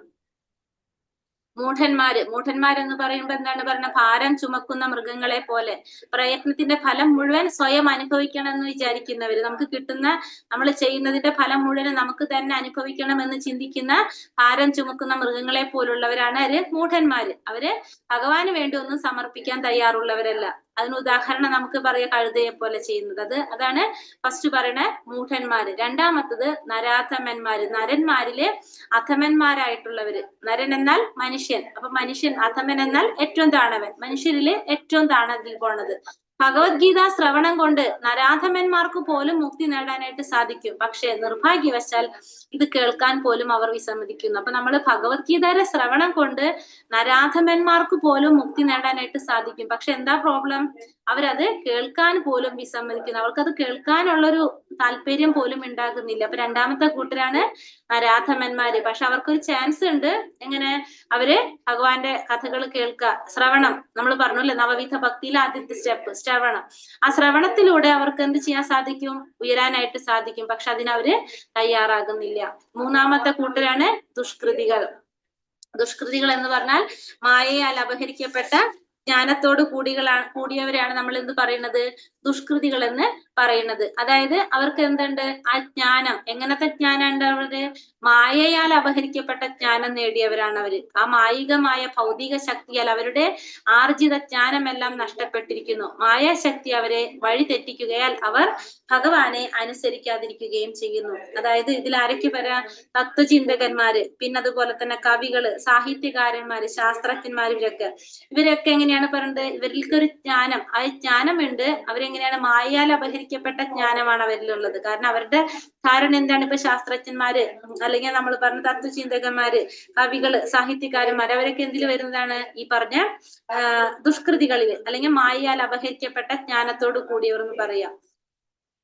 അതാണ് മൂന്നാമത്തെ കൂട്ടര്, ഭഗവാനെ അനുസരിക്കാതിരിക്കുന്നവർ. അവരുടെ രീതിയിൽ അവർ കുറെ കണ്ടുപിടുത്തങ്ങളൊക്കെ ചെയ്യും. അവരെന്താണ്? അവരുടെ ബുദ്ധി ഉപയോഗിച്ച് അവർ ചെയ്തു എന്ന് അവർ ചിന്തിക്കുന്നു. പക്ഷെ അവർ ചെയ്യുന്നത് മുഴുവനും എവിടെ നിന്നാണ്? നമ്മൾ ഈ ഭൗതിക പ്രപഞ്ചത്തിൽ നിന്ന്, ഭഗവാന്റെ സൃഷ്ടിയിൽ വന്നിട്ടുള്ളത് എടുത്തിട്ടാണ് ഇതൊക്കെ ചെയ്യുന്നത്. പക്ഷെ അവരെന്ത് ചിന്തിക്കുന്നില്ല? അവരെ ധാരണ എന്താണ്? അവരാണെല്ലാം ചെയ്യുന്നത്. അവർ അങ്ങനത്തെ ഒരു ധാരണയാണ്. അതുകൊണ്ടാണ് പറയുന്നത് മായയാൽ അപഹരിക്കപ്പെട്ട ജ്ഞാനത്തോട് കൂടിയവർ എന്ന് പറയുന്നത്. നാലാമത്തെ വിഭാഗം ആസുര സ്വഭാവികള്. ആസുരം ഭാവമാശ്രിതരാണ് നാലാമത്തെ കൂട്ടര്. അവരെന്താണ്? അവര് ഭഗവാനെ തന്നെ നിന്ദിക്കുന്നവരാണ്. ഭഗവാൻ എന്ന് പറഞ്ഞൊരു ശക്തി ഉണ്ടെന്ന് വിശ്വസിക്കാത്തവരാണ് ആര്? ഈ ഒരു ലോകം എന്ന് പറയുന്നത് അവരെന്താ ചിന്തിക്കുന്നത്? ഭൗതിക ലോകത്തിൽ ഒരിക്കലും ഭഗവാൻ അവതരിക്കാൻ തന്നെ സാധ്യതയില്ല. ഭഗവാൻ എന്നൊരു ശക്തി ഉണ്ടെന്ന് പോലും വിശ്വസിക്കാത്തവരാണ് നാലാമത്തെ കൂട്ടര് അസുര സ്വഭാവികൾ. അപ്പൊ 4 കൂട്ടര്: ഒന്ന് മൂഢന്മാര്, നരാധമന്മാര്, ദുഷ്കൃതികൾ അല്ലെങ്കിൽ മായയാൽ അപഹരിക്കപ്പെട്ട ജ്ഞാനത്തോട് കൂടിയവര്, നാലാമത്തെ ആസുര സ്വഭാവികൾ. ഇവര് എന്ത് ചെയ്യുന്നില്ല? ഭഗവാനെ ഭജിക്കാത്ത 4 കൂട്ടരാണ് ഈ പറഞ്ഞത്: മൂഢന്മാർ, നരാധമന്മാർ, ദുഷ്കൃതികൾ, പിന്നെ ആസുര സ്വഭാവികള്. ഇനി ഭഗവാനെ ഭജിക്കുന്ന 4 കൂട്ടരെ കുറിച്ച് പറയാണ്. ഏതാണ്? ചതുർവിധാ ഭജന്തേ മാം ജനാ സുകൃതിനോർജുന ആർത്തോ ജിജ്ഞാസുരർത്ഥാർത്ഥി ജ്ഞാനീ ച ഭരതർഷഭ. ഹേ ഭരതകുല ശ്രേഷ്ഠ, സുകൃതികളായ 4 കൂട്ടരാണ് എന്നെ ഭജിക്കുന്നത്. ഇനി എന്നെ ഭജിക്കുന്ന 4 കൂട്ടര് ആരൊക്കെയാണെന്നാണ് ഭഗവാൻ പറയുന്നത്? ദുഃഖിതൻ, ധനകാംക്ഷി, ജിജ്ഞാസു, പരമസത്യത്തെ അന്വേഷിക്കുന്ന ജ്ഞാനി. അതാണ് ആർത്തോ ജിജ്ഞാസു അർത്ഥാർത്ഥി ജ്ഞാനി. അതാണ് ദുഃഖിതൻ, ധനകാംക്ഷി, ജിജ്ഞാസു, ജ്ഞാനി. ദുഃഖിതൻ, അർത്ഥോ എന്ന് വെച്ചാല് ദുഃഖിതൻ, പിന്നെന്താണ്? അർത്ഥാർത്ഥി, ധനകാംക്ഷി, പിന്നെ ജിജ്ഞാസു, പിന്നെ ആരാണ്? ജ്ഞാനി. ഈ 4 കൂട്ടരാണ് എന്ത്? ഭഗവാനെ ആരാധിക്കുന്ന, ഭഗവാനെ ഭജിക്കുന്ന 4 കൂട്ടര്. പക്ഷെ ഇവരെങ്ങനെയാണ്? ഇവരുടേതായ ഒരു ലക്ഷ്യം മുൻനിർത്തിയിട്ടാണ് അവർ. ദുഃഖിതൻ എന്തിനായിരിക്കും ഭഗവാൻ ആരാധിക്കുന്നത്? നമ്മുടെ ദുഃഖം മാറാൻ വേണ്ടിയിട്ട്. നമുക്ക് എന്തെങ്കിലും പ്രയാസങ്ങൾ, എന്തെങ്കിലും നമുക്ക് ദുഃഖങ്ങൾ വന്നാൽ ആ ദുഃഖം മാറാൻ വേണ്ടിയിട്ട് ഭഗവാനെ ഭജിക്കുന്നവരാണ് ആര്? ദുഃഖിതൻ. ധനകാംക്ഷി, ധനം ആഗ്രഹിച്ചുകൊണ്ട് ഭഗവാനെ ആരാധിക്കുന്നവരാണ് ആര്? ധനകാംക്ഷികള്. ജിജ്ഞാസു എന്ന് പറഞ്ഞാല് ഭഗവാനെ കുറിച്ച് അറിയാനുള്ള ഒരു ആഗ്രഹം, ആ ആഗ്രഹം കൊണ്ട് ഭഗവാനെ ഭജിക്കുന്നവരാണ് ജിജ്ഞാസു. ജ്ഞാനി, ഭഗവാനെ കുറിച്ചുള്ള ഒരു അറിവ് കിട്ടാൻ വേണ്ടിട്ട്, അല്ലെ? അങ്ങനെ പറയുന്ന 4 കൂട്ടരാണ് ആര്? ദുഃഖിതൻ, ധനകാംക്ഷി, ജിജ്ഞാസു, പരമസത്യത്തെ അന്വേഷിക്കുന്ന ജ്ഞാനി. ഈ 4 കൂട്ടരും ഭഗവാൻ എന്താ പറയുന്നത്? ഇവര് ശുദ്ധ ഭക്തന്മാരല്ല. ശുദ്ധ ഭക്തന്മാർ പറയുമ്പോ എങ്ങനെയാണ് പറയുന്നത്? നമ്മൾ പറയാ അന്യാഭിലാഷിത ശൂന്യം, യാതൊരുവിധ അഭിലാഷങ്ങളും ഇല്ലാതെ അനുകൂലേന കൃഷ്ണാനുശീലനം ഭക്തി. അതായത് ഭഗവാന് അനുകൂലമായിട്ട് നമ്മളുടേതായ രീതിയിൽ യാതൊന്നും ചിന്തിക്കാതെ, ഒന്നിനെ കുറിച്ചും ആഗ്രഹിക്കാതെ ഭഗവാനെ സന്തോഷിപ്പിക്കാൻ വേണ്ടിയിട്ട്, ഭഗവാന് വേണ്ടി മാത്രം പ്രാക്ടീസ് ചെയ്യുക, അല്ലെങ്കിൽ നമ്മൾ ഭഗവാനെ ഭജിക്കുക. അങ്ങനെയുള്ളവരാണ്, നമ്മളുടേതായ ഇന്ദ്രിയാഭിലാഷങ്ങൾ ഒന്നുമില്ലാതെ അങ്ങനെയുള്ളവരാണ് നമ്മൾ എന്ത് പറയാം, ശുദ്ധ ഭക്തന്മാരെന്ന് പറയുന്നത്. പക്ഷെ ഇവരെന്താണ്, നമുക്ക് ദുഃഖം വന്നപ്പോ, അല്ലെങ്കിൽ നമ്മൾ ധനം ആഗ്രഹിച്ചപ്പോ, നമുക്ക് അല്ലെങ്കിൽ അറിയാനുള്ള ആഗ്രഹം കൊണ്ട് ഭഗവാനെ കുറിച്ച് അറിയാൻ വേണ്ടിയിട്ട്, അപ്പൊ അതിനു വേണ്ടിയിട്ടാണ് നമ്മൾ എന്ത് ചെയ്യുന്നത്, ഭഗവാനെ ഭജിക്കുന്നത്. അതാണ് ഈ 4 കൂട്ടർ. അവര് പക്ഷെ അപ്പൊ എന്തല്ല, ശുദ്ധ ഭക്തന്മാരല്ല. പക്ഷെ ഇവർക്ക് എന്തിനുള്ള ചാൻസ് ഉണ്ട്, ശുദ്ധ ഭക്തിയിലേക്ക് ഉയരാനുള്ള ചാൻസ് ഉണ്ട്. കാരണം ഇവർക്ക് പതുക്കെ ഇവർക്ക് എന്ത് വരാം, മാറ്റം സംഭവിക്കാം. അവർക്ക് ഈ 4 കൂട്ടർക്കും എന്ത് സംഭവിക്കാം, മാറ്റം സംഭവിക്കാമെന്ന് ഭഗവാൻ പറയാണ്. അപ്പൊ അതുകൊണ്ട് ഇവര് ശുദ്ധ ഭക്തന്മാരല്ല, പക്ഷെ ഭഗവാനെ ഭജിക്കുന്ന 4 കൂട്ടരാണ് നമ്മൾ ഈ പറഞ്ഞ ദുഃഖിതൻ, ധനകാംക്ഷി, ജിജ്ഞാസു, പരമസത്യത്തെ അന്വേഷിക്കുന്ന ജ്ഞാനി. അതിന് എക്സാമ്പിൾ പറയുന്നുണ്ട്. ഫസ്റ്റത്തെ നമ്മൾ കാണുന്നത് അവിടെ ഒരു ആനയുടെ പിക്ചറാണ് നമ്മൾ കാണുന്നത് അല്ലെ. ആ ആന എന്ന് പറയുന്നത് ഗജേന്ദ്രൻ, ആനത്തലവനാണത്. ആനകളുടെ തലവനായിട്ടുള്ള ഗജേന്ദ്രൻ എന്ന് പറഞ്ഞ ആന. അപ്പൊ ഈ ആന ഭഗവാന്റെ ഭയങ്കര ഭക്തനായിരുന്നു. അപ്പൊ അതിന് അവര് തടാകത്തില്, ആനക്കൂട്ടങ്ങളുടെ തലവനാണ്. അപ്പൊ തടാകത്തില് കുളിക്കാനായിട്ട് പോണ സമയത്ത് ഒരു മുതല കാലുമ്മല് പിടിക്കുകയാണ്. അങ്ങനെ ആ മുതല കാലുമ്മല് കടിക്കുമ്പോ ഭയങ്കര ശക്തിയുള്ള ഒരു ആനയായിരുന്നു. കുറേ ശ്രമിച്ചു നോക്കി പിടിക്കാനായിട്ട്, പക്ഷെ എന്ത് പറ്റിയില്ല. ഒരു മിനിറ്റ്.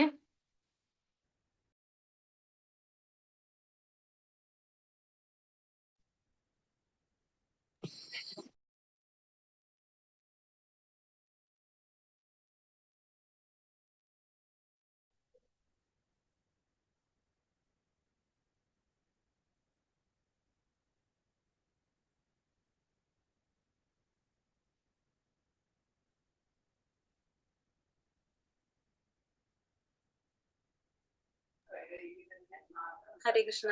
അപ്പൊ എന്താ പറഞ്ഞത്, ഇവിടെ ആനകളുടെ തലവനായിരുന്നു. അപ്പൊ കുറേ ബുദ്ധിമുട്ടി പിടിക്കാനായിട്ട്, കാലുമെന്ന് ആ പിടുത്തം പിടിക്കാനായിട്ട് നോക്കി, പക്ഷെ സാധിച്ചില്ല. അപ്പൊ ജന്മത്തില് ചെയ്ത ആ എന്താ പറയാ പുണ്യകർമ്മങ്ങൾ ചെയ്തതിന്റെ ഫലമായിട്ട് ആ ബുദ്ധി തെളിഞ്ഞു വരാണ് എന്ത്, ഭഗവാനെ ഭജിക്കാനായിട്ട്. അപ്പോ ആ സമയത്ത് അത്രയും ദുഃഖിച്ച് ശക്തി മുഴുവനും ക്ഷയിച്ച് നിൽക്കുന്ന ആ സമയത്ത് ഭഗവാനെ വിളിക്കുകയാണ്. അങ്ങനെ ഭഗവാൻ വന്ന് ഭഗവാൻ രക്ഷപ്പെടുത്താണ് ചെയ്യുന്നത്. അപ്പൊ അത്രയും ദുഃഖം വന്ന സമയത്താണ് ഈ ഗജേന്ദ്രൻ എന്ത് ചെയ്യുന്നത്, ഗജേന്ദ്രൻ എന്ത് ചെയ്യുന്നത്, ഭഗവാനെ വിളിക്കുന്നത്. അപ്പൊ അതാണ് ദുഃഖിതനെ നമുക്ക് ഉദാഹരണമായിട്ട് ആര് പറഞ്ഞത്, ദുഃഖിതനെ ഗജേന്ദ്രനെ പറഞ്ഞത്. പിന്നെ അതേപോലെ തന്നെ ദ്രൗപദി എങ്ങനെയാണ്, ആരും സഹായിക്കാനില്ലാതെ വരുന്ന സമയത്ത്, ആ ഒരു സമയത്താണ് ദ്രൗപദി ആരെ വിളിക്കുന്നത്, ഭഗവാനെ വിളിക്കുന്നത്. അപ്പൊ ദ്രൗപദിയും ദുഃഖിതൻ, നമ്മൾ പറഞ്ഞ ആ 4 കൂട്ടരില് ഫസ്റ്റ് നമ്മൾ പറഞ്ഞ ദുഃഖിതനെ നമുക്ക് ആരെ പറയാം ഉദാഹരണം, ദ്രൗപദിയെ, ഗജേന്ദ്രനെ നമുക്ക് പറയാനായിട്ട് സാധിക്കും. പിന്നെ താഴെ കാണുന്ന 2 പിക്ചറ് ധ്രുവകുമാരനാണ്. ധ്രുവൻ എന്താണ് പറഞ്ഞ, അച്ഛന്റെ മടിയിൽ ഇരുന്നപ്പോ, ചെറിയൊരു പ്രായത്തില് കുട്ടിയായിരുന്ന സമയത്ത് അച്ഛന്റെ മടിയിൽ ഇരുന്നപ്പോ രണ്ടാനമ്മ വന്നിട്ട് വഴക്ക് പറഞ്ഞു. അച്ഛന്റെ മടിയിൽ ഇരിക്കുന്നതിന് വഴക്ക് പറഞ്ഞു. കാരണം രണ്ടാനമ്മയാണ്. അപ്പൊ ആ കുട്ടിയോടുള്ള സ്നേഹം അത്ര ഉണ്ടായിരുന്നുള്ളൂ. അപ്പൊ അതുകൊണ്ട് വഴക്ക് പറഞ്ഞപ്പോ അച്ഛനേക്കാളും വലിയ ആളാവാനായിട്ട്, അതായത് നമ്മൾ പറയാ അച്ഛൻ രാജാവാണ്. അപ്പൊ അച്ഛനേക്കാളും വലിയ ആളായി കഴിഞ്ഞാൽ പിന്നെ എന്തില്ല, നമുക്ക് വഴക്ക് കേൾക്കണ്ട. ആ കുട്ടിയുടെ ഒരു പ്രായത്തിനനുസരിച്ച് പറയുകയാണെങ്കിൽ. അപ്പൊ അങ്ങനെ ഭഗവാനെ ഭജിക്കുകയാണ് ചെയ്യുന്നത്. അപ്പോ അത് നമുക്ക് എന്ത് പറയാം, ധനം ആഗ്രഹിച്ചുകൊണ്ട് ഭഗവാനെ ഭജിക്കുന്നതാണ് ആര്, ധ്രുവകുമാരൻ. പിന്നെ അത് കഴിഞ്ഞിട്ട് അടുത്ത പിക്ചർ കാണുന്നത് നമുക്ക് സുഗ്രീവനും ശ്രീരാമനുമാണ്. ശ്രീരാമനായിട്ട് സുഗ്രീവൻ സഖ്യം ചേരാണ്. എന്തിനു വേണ്ടിയിട്ട്, രാജ്യം തിരിച്ചു പിടിക്കാൻ വേണ്ടി. അത് ധനം ആഗ്രഹിച്ചുകൊണ്ട്, ധനകാംക്ഷിക്ക് നമുക്ക് ഉദാഹരണമാണ് ഈ പറഞ്ഞ സുഗ്രീവനും. പിന്നെ മോളില് കാണുന്ന ആ പിക്ചർ ആ ശുകദേവ മഹർഷിയുടെയാണ്. ശുകദേവ മഹർഷി അമ്മയുടെ ഗർഭത്തില് 16 വർഷമാണ് അമ്മയുടെ ഗർഭത്തിൽ ഇരിക്കുന്നത്. കാരണം എന്താണ്, പുറത്തേക്ക് വന്നു കഴിഞ്ഞാല് മായ പിടിപെടും എന്നുള്ള ഒറ്റ കാരണം കൊണ്ട് 16 വർഷം അമ്മയുടെ ഗർഭത്തിൽ ഇരിക്കുകയാണ് ചെയ്യുന്നത്. അപ്പോ ഭഗവാൻ വന്നിട്ട് മായ പിടിക്കില്ല എന്ന് ഉറപ്പ് കൊടുക്കുമ്പോഴാണ് ആര് പുറത്തേക്ക് വരുന്നത്, ശുകദേവ മഹർഷി പുറത്തേക്ക് വരുന്നത്. അപ്പൊ അത് ജ്ഞാനി. കാരണം വെച്ചിട്ടുണ്ടെങ്കിൽ അമ്മയുടെ ഗർഭത്തിൽ ഇരിക്കുന്ന സമയത്ത് എന്തിനെ കുറിച്ച് കേൾക്കാണ്, ഭാഗവതം കേൾക്കാണ്. അപ്പൊ അങ്ങനെ കേട്ട് ആ ഭഗവാനെ കുറിച്ച് മനസ്സിലാക്കി. അപ്പൊ പുറത്ത് വന്ന ഭൗതിക ലോകം മായാലോകമാണെന്ന് മനസ്സിലായപ്പോ ഭൗതിക ലോകത്തിലേക്ക് വരാതെ ഇരിക്കുകയാണത്. അപ്പൊ അതാണ് ശുകദേവ മഹർഷിയാണ് നമുക്ക് എന്തിന് ഉദാഹരണം പറയാ, ജ്ഞാനിക്ക്. പിന്നെ കാണുന്നത് പരീക്ഷിത് മഹാരാജാവാണ് ജിജ്ഞാസു, അറിയാനുള്ള ഒരു ആഗ്രഹം, ഭാഗവതം കേൾക്കാനായിട്ട് അറിയാനുള്ള ആഗ്രഹം കൊണ്ട് അത് ഇരിക്കുന്നതാണ് എന്ത്, 7 ദിവസം കൊണ്ട് താൻ മരിക്കും എന്ന് അറിയാവുന്നത് കൊണ്ട് അത്രയും ആഗ്രഹത്തോടെ മാക്സിമം എത്രയോ നമുക്ക് കേൾക്കാൻ സാധിക്കും, അത്രയും ആഗ്രഹത്തോടെ ഇരിക്കുക. അതാണ് പരീക്ഷിത് മഹാരാജാവ്, ജിജ്ഞാസുവിന് ഉദാഹരണം. അതേപോലെ തന്നെ താഴെ നൈമിഷാരണ്യത്തിലെ ഋഷിമാര്, ഇവരും എന്തിനു ഉദാഹരണം നമുക്ക് പറയാം, ജിജ്ഞാസുവിന് ഉദാഹരണം നമുക്ക് പറയാനായിട്ട് സാധിക്കും. പക്ഷെ ഇവരൊക്കെ എന്താണ് പറയുന്നത്, ശുദ്ധ ഭക്തന്മാരല്ല, പക്ഷെ ഇവർക്ക് എന്ത് ചെയ്യാൻ സാധിക്കും, ഭക്തിയിലേക്ക് വരാനായിട്ട് സാധിക്കും. ബഹൂനാം ജന്മനാമന്തേ ജ്ഞാനവാൻ മാം പ്രപദ്യത്തെ വാസുദേവ സർവമിതി സമഹാത്മാസു ദുർലഭ. അസംഖ്യം ജനന മരണങ്ങൾക്കു ശേഷവും ജ്ഞാനവാനായ വ്യക്തി സർവജ്ഞനാണ്, കാരണങ്ങൾക്കു കാരണഭൂതനും സർവവ്യാപിയുമെന്ന് മനസ്സിലാക്കി എന്നെ അവർ ശരണം പ്രാപിക്കുന്നു. അപ്രകാരമുള്ള മഹാത്മാക്കൾ വളരെ വിരളമാണ്. അപ്പൊ അസംഖ്യം ജനന മരണങ്ങൾക്കു ശേഷവും ജ്ഞാനവാനായ വ്യക്തി സർവജ്ഞനാണ്, കാരണങ്ങൾക്കും കാരണഭൂതനും സർവവ്യാപിയുമാണെന്ന് മനസ്സിലാക്കി എന്ത് ചെയ്യാൻ എല്ലാവരും എന്നെ ശരണം പ്രാപിക്കുന്നു. അപ്രകാരമുള്ള മഹാത്മാക്കൾ വളരെ വിരളമാണ്. അപ്പൊ അത്തരത്തിലുള്ള മഹാത്മാക്കൾ എങ്ങനെയാണ്, വളരെ വിരളമായിട്ടുള്ളതാണ്.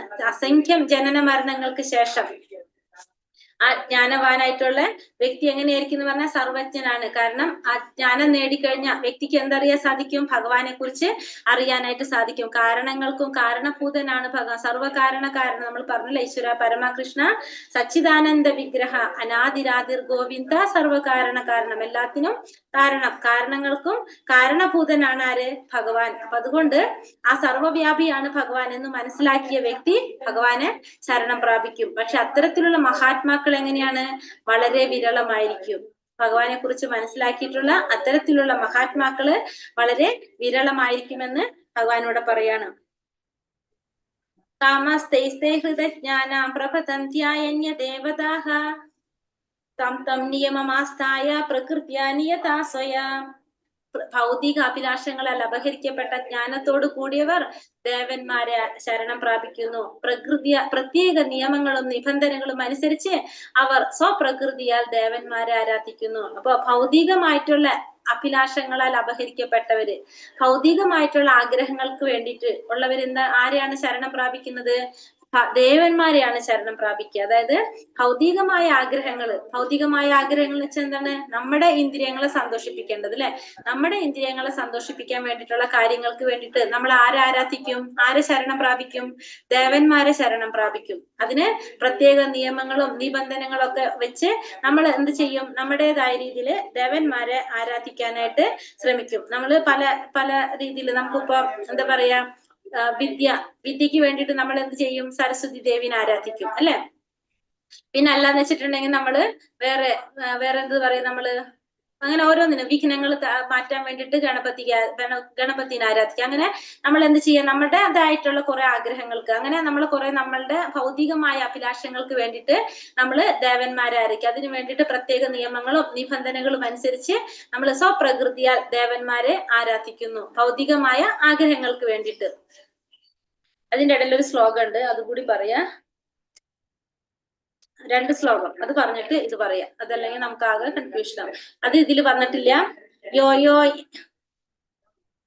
യോ യാം തനും ഭക്ത ശ്രദ്ധയാർച്ചിതും ഇച്ഛതി തസ്യ ജലം ശ്രദ്ധാം താമേവാ വിദധാമ്യഹം.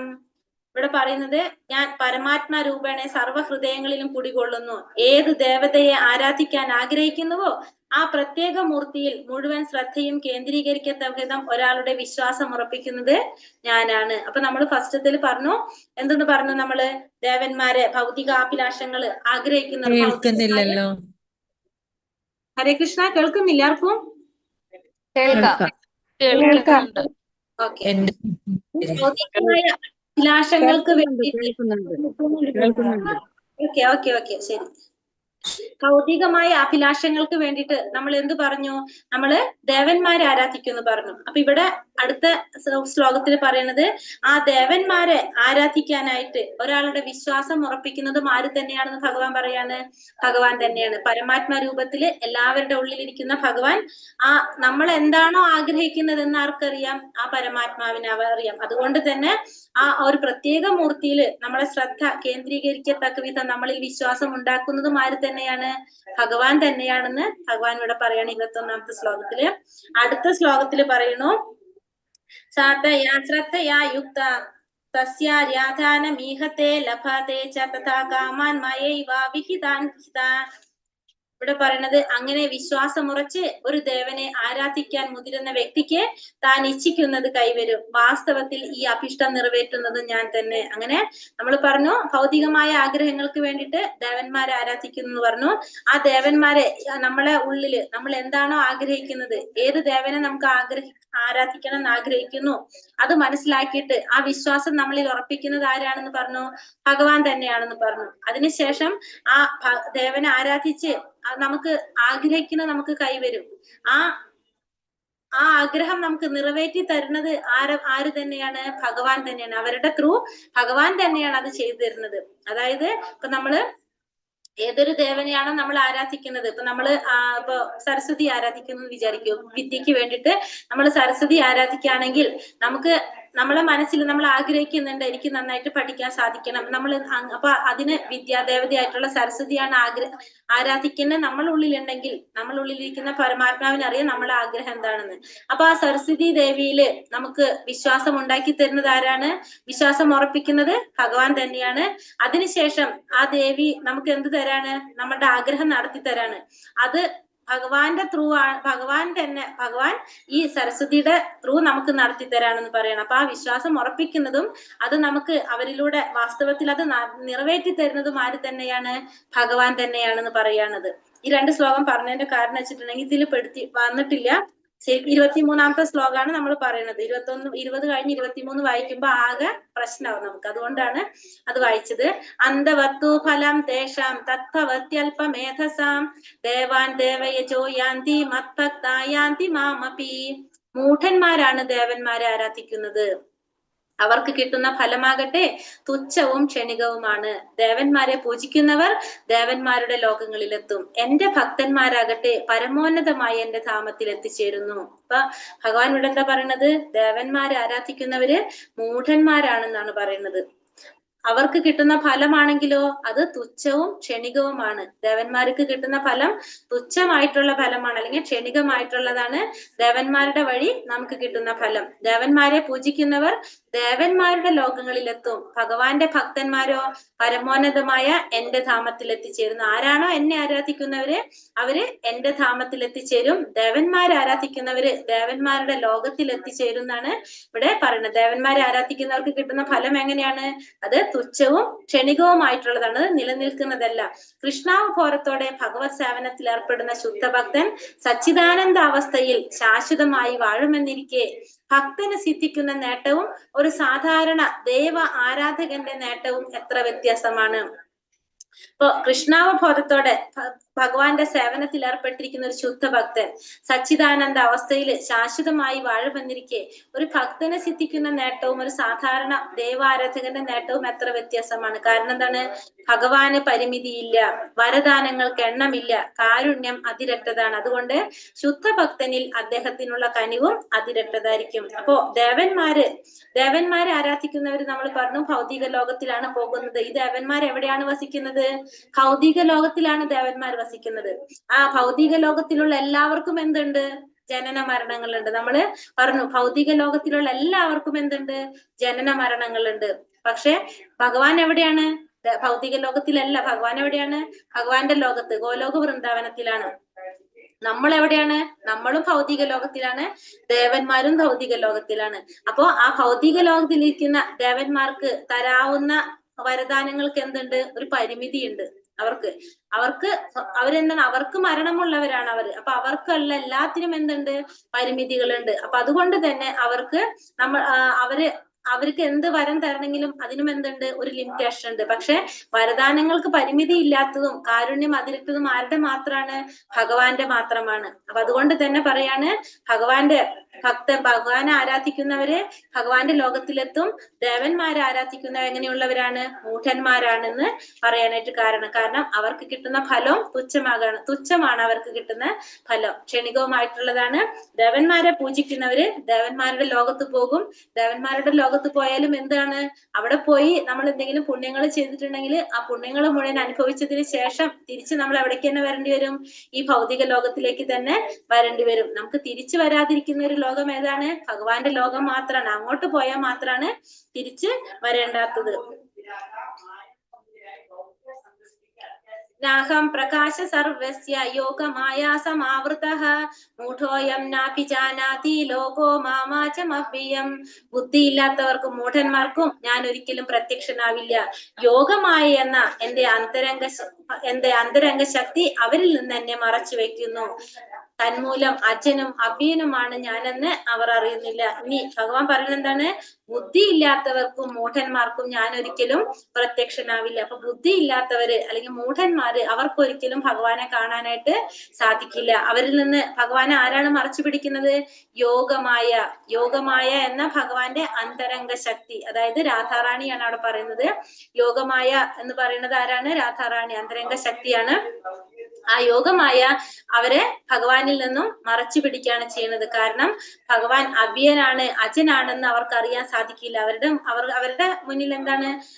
ഭഗവാൻ സാധാരണ ഒരു വ്യക്തിയാണ്, അല്ലെങ്കിൽ അവർ ഭഗവാനെ കുറിച്ച് മനസ്സിലാക്കുന്നില്ല. അതുകൊണ്ട് അങ്ങനെയുള്ളവർക്ക് ഒരിക്കലും ഭഗവാനെ കാണാനോ ഭഗവാനെ കുറിച്ച് അറിയാനോ സാധിക്കില്ല. അവരിൽ നിന്ന് ഭഗവാന്റെ അന്തരംഗ ശക്തിയായിട്ടുള്ള രാധാറാണി അല്ലെങ്കിൽ യോഗമായ ഭഗവാൻ അവരിൽ നിന്ന് മറച്ചു പിടിക്കുകയാണ് ചെയ്യുന്നത്. ഇപ്പൊ നമ്മൾ ഈ പറഞ്ഞ മഹാത്മാക്കൾ അല്ലെങ്കിൽ ശുദ്ധ ഭക്തന്മാര്, അവർക്കൊക്കെ ആരുടെ സംരക്ഷണം എപ്പോഴും കിട്ടിക്കൊണ്ടിരിക്കും? ഈ യോഗമായയുടെ അല്ലെങ്കിൽ അന്തരംഗ ശക്തിയുടെ സംരക്ഷണം എപ്പോഴും കിട്ടിക്കൊണ്ടിരിക്കും. ഇപ്പൊ നമ്മളെപ്പോലുള്ളവര്, നമ്മൾ ശാരീരിക ബോധത്തിലുള്ളവര്, നമുക്ക് ആരുടെ സംരക്ഷണം കിട്ടുന്നത്? ഭഗവാന്റെ മഹാമായ അല്ലെങ്കിൽ ബഹിരംഗ ശക്തി എന്ന് പറയാം. അതാണ് ദുർഗാദേവിയാണ് ആരെ സംരക്ഷിക്കുന്നത്? നമ്മളെ സംരക്ഷിക്കുന്നത്. നമ്മളെ യോഗമായ, നമ്മൾ ഇന്നലെ പറഞ്ഞില്ല ക്ലാസ്സിൽ, യോഗമായ അല്ലെങ്കിൽ ബഹിരംഗ ശക്തി അല്ലെങ്കിൽ ദുർഗാദേവി എന്ന് പറയാം. അതാണ് നമ്മളെ സംരക്ഷിക്കുന്നത്. പക്ഷെ മഹാത്മാക്കളെ അല്ലെങ്കിൽ ഭഗവാന്റെ ശുദ്ധ ഭക്തന്മാര്, അങ്ങനെയുള്ളവരെ ആരാണ് സംരക്ഷിക്കുന്നത്? ഭഗവാന്റെ യോഗമായ എന്ന അന്തരംഗ ശക്തിയാൽ അവര് സംരക്ഷിക്കപ്പെടുന്ന അവര്. അപ്പൊ ഭഗവാനെ തന്നെ എന്ത് ചെയ്യാണ്? ബുദ്ധിയില്ലാത്തവരിൽ നിന്ന്, മൂഢന്മാരിൽ നിന്ന് ഭഗവാന്റെ അന്തരംഗ ശക്തി മറച്ചു പിടിക്കുകയാണ് ചെയ്യുന്നത്. അവർക്ക് ഒരിക്കലും ഭഗവാനെ കുറിച്ച് അറിയാനായിട്ട് സാധിക്കുന്നില്ല. വേദാഹം സമതീതാനി വർത്തമാനാനി ചാർജുന ഭവിഷ്യാണി ച ഭൂതാനി മാം തു വേദാന കശ്ചന. അർജുന, പരമപുരുഷനായ എനിക്ക് പണ്ടുണ്ടായതും ഇന്ന് സംഭവിക്കുന്നതും മേലിൽ വരാൻ പോകുന്നതുമായ എല്ലാം അറിയാം. എല്ലാ ജീവാത്മാക്കളും എനിക്ക് സുപരിചിതരാണ്. പക്ഷെ എന്നെ ആർക്കും അറിയാൻ വയ്യ.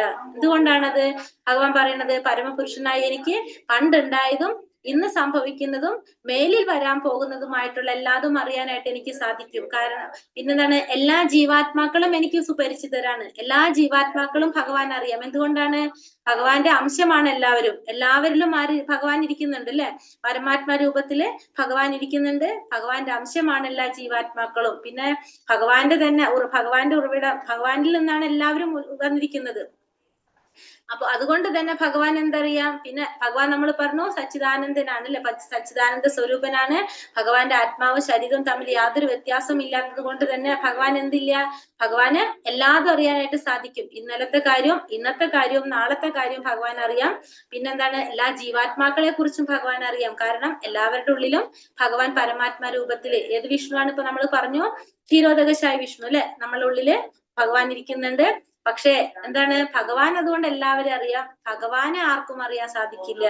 ഭഗവാനെ നമുക്ക് ആർക്കും അറിയാൻ സാധിക്കില്ല. പക്ഷെ ഭഗവാന് നമ്മളെല്ലാവരും സുപരിചിതരാണ്. യേഷാം ത്വന്തഗതം പാപം ജനാനാം പുണ്യകർമ്മണാം തേ ത്വന്ത മോഹ നിർമുക്ത ഭജന്തേ മാം ദൃഢാവൃതഃ. പൂർവജന്മങ്ങളിലും ഈ ജന്മത്തിലും പുണ്യകർമ്മങ്ങൾ ചെയ്തിട്ടുള്ളവർ അവരുടെ പാപഫലങ്ങൾ നിർമാർജനം ചെയ്ത് ദ്വന്ദ്മോഹങ്ങളിൽ നിന്ന് വിമുക്തരാകുന്നു. അങ്ങനെ അവർ ദൃഢനിശ്ചയത്തോടെ എന്റെ സേവനത്തിൽ മുഴുകും. പൂർവജന്മത്തിലും ഈ ജന്മത്തിലും ഒക്കെ പുണ്യകർമ്മങ്ങൾ ചെയ്തിട്ടുള്ളവര് അവരുടെ പാപഫലങ്ങൾ നിർമാർജനം ചെയ്ത് ദ്വന്ദ്മോഹങ്ങളിൽ നിന്ന് വിമുക്തരാകാനായിട്ട് അവർക്ക് സാധിക്കും. അങ്ങനെ അവർക്ക് ദൃഢനിശ്ചയത്തോടെ ഭഗവാന്റെ സേവനത്തിൽ മുഴുകാനായിട്ട് സാധിക്കും. അപ്പൊ ഇവിടെ എന്താ പറയണത്, നമ്മളെ അതീന്ദ്രിയമായ ആ അവസ്ഥയിലേക്ക് ഉയരാൻ അർഹതയുള്ളവരെ കുറിച്ചാണ് പറയുന്നത്. എന്താണ്? പൂർവജന്മത്തിലും ഈ ജന്മത്തിലൊക്കെ പുണ്യകർമ്മങ്ങൾ ചെയ്തിട്ടുള്ളവര്, പൂർവജന്മത്തിലും ഈ ജന്മത്തിലും കഴിഞ്ഞ ജന്മത്തിലും ഈ ജന്മങ്ങളിലൊക്കെ പുണ്യകർമ്മങ്ങൾ ചെയ്തിട്ടുള്ളവര് അവരുടെ പാപകർമ്മങ്ങൾ പാപ ഫലങ്ങള് നിർമാർജനം ചെയ്ത്. അപ്പൊ നമ്മൾ കുറെ പുണ്യങ്ങൾ ചെയ്തു കഴിഞ്ഞാൽ എന്താണ്?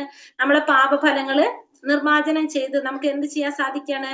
ദ്വന്ദ്മോഹങ്ങളിൽ നിന്ന് വിമുക്തരാകാനായിട്ട് സാധിക്കും. അങ്ങനെ അവർ ദൃഢനിശ്ചയത്തോടെ എന്ത് ചെയ്യും? അവര് ഭഗവാന്റെ സേവനത്തില് മുഴുകും. കാരണം ഭഗവാന്റെ സേവനം ചെയ്യുമ്പോ തോറും നമുക്ക് എന്ത് സംഭവിക്കാണ്? നമ്മുടെ പാപങ്ങൾ ഇല്ലാതായിക്കൊണ്ടിരിക്കും, നമുക്ക് മുക്തി കിട്ടി, നമ്മളായൊരു അത് കുറഞ്ഞുകൊണ്ടിരിക്കും. അങ്ങനെ നമുക്ക് ദൃഢനിശ്ചയത്തോടെ ഭഗവാന്റെ സേവനത്തിൽ നന്നായിട്ട് വീണ്ടും വീണ്ടും മുഴുകാനായിട്ട് സാധിക്കും. അപ്പൊ ഏതൊക്കെ ജന്മത്തിൽ നമ്മൾ പുണ്യകർമ്മങ്ങൾ ചെയ്തിട്ടുണ്ടെങ്കിൽ നമ്മുടെ പാപഫലങ്ങള് കുറഞ്ഞുകൊണ്ടിരിക്കും. നമ്മൾ ചെയ്യുന്നതിനനുസരിച്ച് അതിന്റെ ഫലങ്ങൾ കുറഞ്ഞുകൊണ്ടിരിക്കും. അപ്പോ നമ്മൾ എന്ത് ചെയ്യണം? അപ്പൊ അങ്ങനെ നമുക്ക് ദൃഢനിശ്ചയത്തോടെ ഭഗവാന്റെ സേവനത്തിൽ മുഴുകാനും സാധിക്കും. ഇനി ഭഗവാനെ കുറിച്ച് എങ്ങനെയാണ് നമ്മള് അറിയേണ്ടത്? സാധി ഭൂതാതി ദൈവം മാം സാധി യജ്ഞം ചയേ വിദുഹു പ്രയാണകാലേ പീച്ചമാം ദേവി ദുർയുക്ത ചേതസഹ. എന്നെ അറിയുകയും എപ്പോഴും എന്നെ കുറിച്ചുള്ള ബോധം പുലർത്തുകയും ചെയ്യുന്നവർ, ഭൗതിക പ്രപഞ്ചങ്ങളുടെയും ദേവന്മാരുടെയും സർവയജ്ഞങ്ങളുടെയും നിയന്താവാണ് ഞാൻ ഭഗവാൻ എന്നറിയുന്നവർ മരണസമയത്ത് പോലും എന്നെ സ്മരിക്കും. അപ്പൊ എങ്ങനെയുള്ളവരാണ് ഭഗവാനെ സ്മരിക്കാൻ സാധിക്കുന്നത്? എന്നെ അറിയുക, എപ്പോഴും എന്നെ കുറിച്ചുള്ള ബോധം പുലർത്തുകയും ചെയ്യുന്നവർ, ഭഗവാനെ കുറിച്ച് അറിയാം, എപ്പോഴും ഭഗവാനെ കുറിച്ചുള്ള ബോധം പുലർത്തുകയും ചെയ്യുന്നവര്. എങ്ങനെയാണ് അറിയേണ്ടത്? ഭൗതിക പ്രപഞ്ചങ്ങളുടെയും ദേവന്മാരുടെയും സർവയജ്ഞങ്ങളുടെയും നിയന്താവാണ് ഞാൻ എന്നറിയുന്നവർക്ക് മരണസമയത്ത് പോലും എന്നെ സ്മരിക്കാൻ സാധിക്കും. അതായത് ഭഗവാനെ തത്വത്തിൽ മനസ്സിലാക്കുക. എങ്ങനെയാണ് ഭഗവാനെ മനസ്സിലാക്കേണ്ടത്? തത്വത്തില് ഭഗവാനെ ശരിയായ രീതിയിൽ മനസ്സിലാക്കുന്നവർക്ക് മരണസമയത്ത് പോലും ഭഗവാനെ സ്മരിക്കാനായിട്ട് സാധിക്കും. ഭഗവാനെ അറിയണം, ഭഗവാനെ കുറിച്ചുള്ള ബോധം പുലർത്തണം.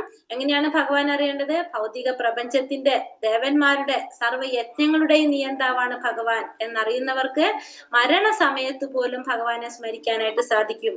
അപ്പൊ സമയത്ത് ഭഗവാനെ സ്മരിക്കണമെങ്കിൽ നമ്മൾ എന്ത് ചെയ്യണം? നമ്മൾ ഭഗവാനെ തത്വത്തില് ശരിയായ രീതിയിൽ ഭഗവാനെ കുറിച്ച് മനസ്സിലാക്കണം. അങ്ങനെയാണെങ്കിലാണ് നമുക്ക് മരണസമയത്ത് ഭഗവാനെ കുറിച്ച് ഓർക്കാനായിട്ട് സാധിക്കുന്നതെന്നാണ് ഇതിൽ പറയുന്നത്. സാധി ഭൂതാതി ദൈവമ്മ സാധി യജ്ഞം ചെയ്യാവിദുഹു പ്രയാണ കാലേ പിച്ചമാം ദേവിദുർ യുക്ത ചേതസഹ. എന്നെ അറിയുക, എപ്പോഴും എന്നെ കുറിച്ചുള്ള ബോധം പുലർത്തുക, ഭൗതിക പ്രപഞ്ചങ്ങളുടെയും ദേവന്മാരുടെയും സർവയജ്ഞങ്ങളുടെയും നിയന്താവാണ് ഭഗവാൻ എന്നറിയുന്നവർ മരണസമയത്ത് പോലും എന്നെ സ്മരിക്കും. ഹരേ കൃഷ്ണ കൃഷ്ണ കൃഷ്ണ ഹരേ ഹരേ, ഹരേ രാമ രാമ രാമ ഹരേ ഹരേ. വാഞ്ചാകൽപതരൂപേശ്ച കൃപാ സിന്ധുഭ്യവ ച പതിതാനാം പാവനേഭ്യോ വൈഷ്ണവേഭ്യോ നമോ നമഃ. അനന്തകോടി വൈഷ്ണവൃന്ദി കി ജയ്, ശ്രീല പ്രഭുപാദി കി ജയ്, ഗുരുദേവ് കി ജയ്, നിതായ് ഗൗരപ്രമാനന്ദേ ഹരി ഹരി ബോൽ. ഹരേ കൃഷ്ണ. എല്ലാവർക്കും നന്ദി. ക്വസ്റ്റ്യൻസ് നോക്കാം നമുക്ക് ആദ്യം.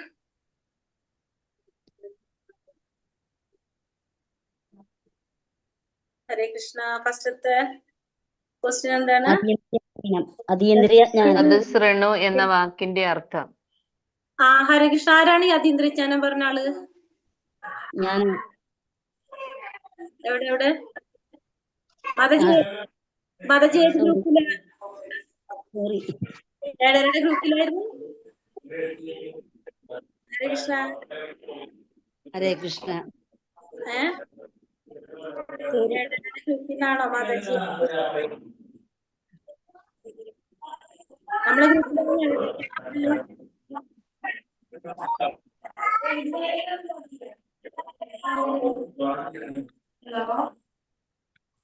ഏഴാമത്തെ ക്വസ്റ്റ്യൻ അതീന്ദ്രിയ ജ്ഞാനം അറിയാതെ വന്നിട്ടതാണ്. അത് ലെവൽ 2 ക്വസ്റ്റ്യൻസ് ആയിരുന്നു. അത് അറിയാതെ മാതാജി തദ്സൃണു എന്ന വാക്കിന്റെ അർത്ഥം. അതെ, നമ്മളെ ലെവൽ 1 ക്വസ്റ്റ്യൻസ് ഇതാണ്. തത്സൃണു എന്ന വാക്കിന്റെ അർത്ഥം. തത്സൃണു എന്താ പറഞ്ഞത്? എന്നിൽ നിന്ന് കേൾക്കുക. കേൾക്കൂ. തത്സൃണു എന്നിൽ നിന്ന് കേൾക്കൂ. മൂന്ന് വിഷ്ണു രൂപങ്ങൾ ഏതൊക്കെയാണ്? വിഷ്ണുമൂർത്തി രൂപങ്ങൾ മൂന്നെണ്ണം ഏതൊക്കെയാ നമ്മൾ പറഞ്ഞത്? കാരണോദകശായി വിഷ്ണു, ഗർഭോദകശായി വിഷ്ണു, ക്ഷീരോദകശായി വിഷ്ണു. വിഷ്ണു, കാരണോദകശായി വിഷ്ണു, ഗർഭോദകശായി ഗർഭോദകശായി വിഷ്ണു, ക്ഷീരോദകശായി വിഷ്ണു. പ്രപഞ്ചത്തിന്റെ സൃഷ്ടിക്ക് കാരണമാകുന്നത് കാരണോദകശായി വിഷ്ണു. പിന്നെ ആ ഓരോ പ്രപഞ്ചത്തിനും എന്താണ് അതിലെല്ലാത്തിനും ഉൾപോകുന്നത് ഗർഭോദകശായി വിഷ്ണു. പിന്നെ മൂന്നാമത്തെ വിഷ്ണുമൂർത്തി ക്ഷീരോദകശായി വിഷ്ണു, ക്ഷീരസമുദ്രത്തില് വസിക്കുന്ന വിഷ്ണു, ക്ഷീരോദകശായി വിഷ്ണു. അതാണ് നമ്മുടെ ഉള്ളില് പരമാത്മാ രൂപത്തിലിരിക്കുന്നത്.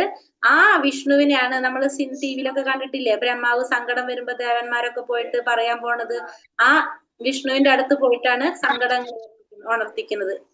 നമ്മള് സമുദ്രത്തിൽ കഴിയുന്ന ക്ഷീരോദകശായി വിഷ്ണുവിന്റെ അടുത്ത്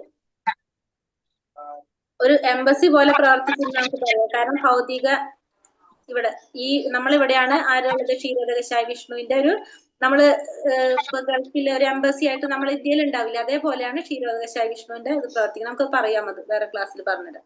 ഭിന്നമായ ഭൗതിക പ്രകൃതി എന്തെല്ലാം അടങ്ങുന്നു? ആരോ മൈക്ക് ഡിസ്റ്റർബ് ആവുണ്ടല്ലോ. ഭൂമി, ജലം, അഗ്നി, വായു, ആകാശം, മനസ്സ്, ബുദ്ധി, മിഥ്യാഹങ്കാരം. ഓക്കെ, ഈശ്വരി മാതാജിയുടെ ആണോന്നൊരു സംശയം കേട്ടാ. അപ്പൊ എന്തൊക്കെയാണ് ഭിന്നമായ ഭൗതിക പ്രകൃതിയില്? ഭൂമി, ജലം, അഗ്നി, വായു, ആകാശം, മനസ്സ്, ബുദ്ധി, മിഥ്യാഹങ്കാരം. മിഥ്യാഹങ്കാരം. ഭഗവാന്റെ ഉത്കൃഷ്ട ശക്തി ഏതാണ്? ജീവഗണങ്ങൾ. അധമ ശക്തിയോ? ചോദ്യമില്ല, എന്നാലും ചോദിച്ചതാ, ക്ലാസ്സിൽ പറഞ്ഞു തരുന്നുണ്ട്. അധമ ശക്തി ഏതാണ്? അറിഞ്ഞില്ല, ക്ലാസ് കേട്ടില്ല.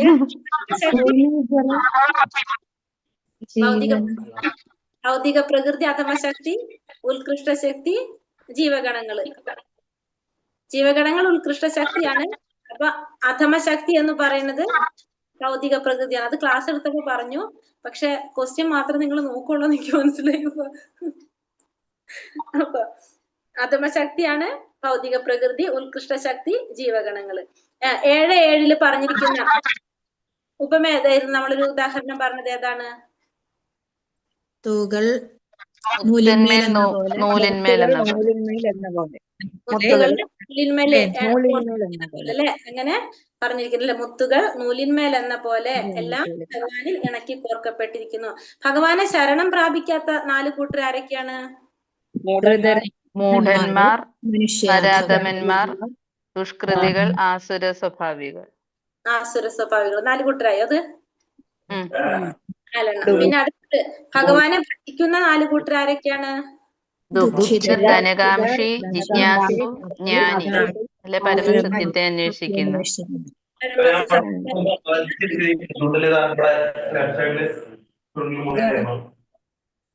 ഒരു മിനിറ്റ്. 4 കൂട്ടര് ഭഗവാനെ ഭജിക്കുന്ന 4 കൂട്ടർ ആരൊക്കെയാണ്? ദുഃഖിതൻ, ധനകാംക്ഷി, ജിജ്ഞാസു, ജ്ഞാനി. ജിജ്ഞാസു, ജ്ഞാനി. ദുഃഖിതൻ ഉദാഹരണം ആരാണ്? ഗജേന്ദ്രൻ, ദ്രൗപദി. ദുഃഖിതൻ അല്ലെ. ധനകാംക്ഷിക്കോ? ധ്രുവൻ, സുഗ്രീവൻ. സുഗ്രീവനും പറയാം. പിന്നെ നമുക്ക് ജ്ഞാനി, അമ്മയുടെ ഗർഭത്തിൽ ഇരിക്കുന്ന മുനിയുടെ പേര് കേട്ടില്ല. എന്തോ ശുഗദേവ മഹർഷി. പിന്നെ വന്നിട്ട് പിന്നെ വേറെ ഒരാൾ കൂടി ഉണ്ടല്ലോ, ജിജ്ഞാസു. പരീക്ഷിത്ത് മഹർഷി. പരീക്ഷിത്ത് മഹാരാജാവും പിന്നെ നൈമിഷാരണ്യത്തിലെ ഭക്തൻ.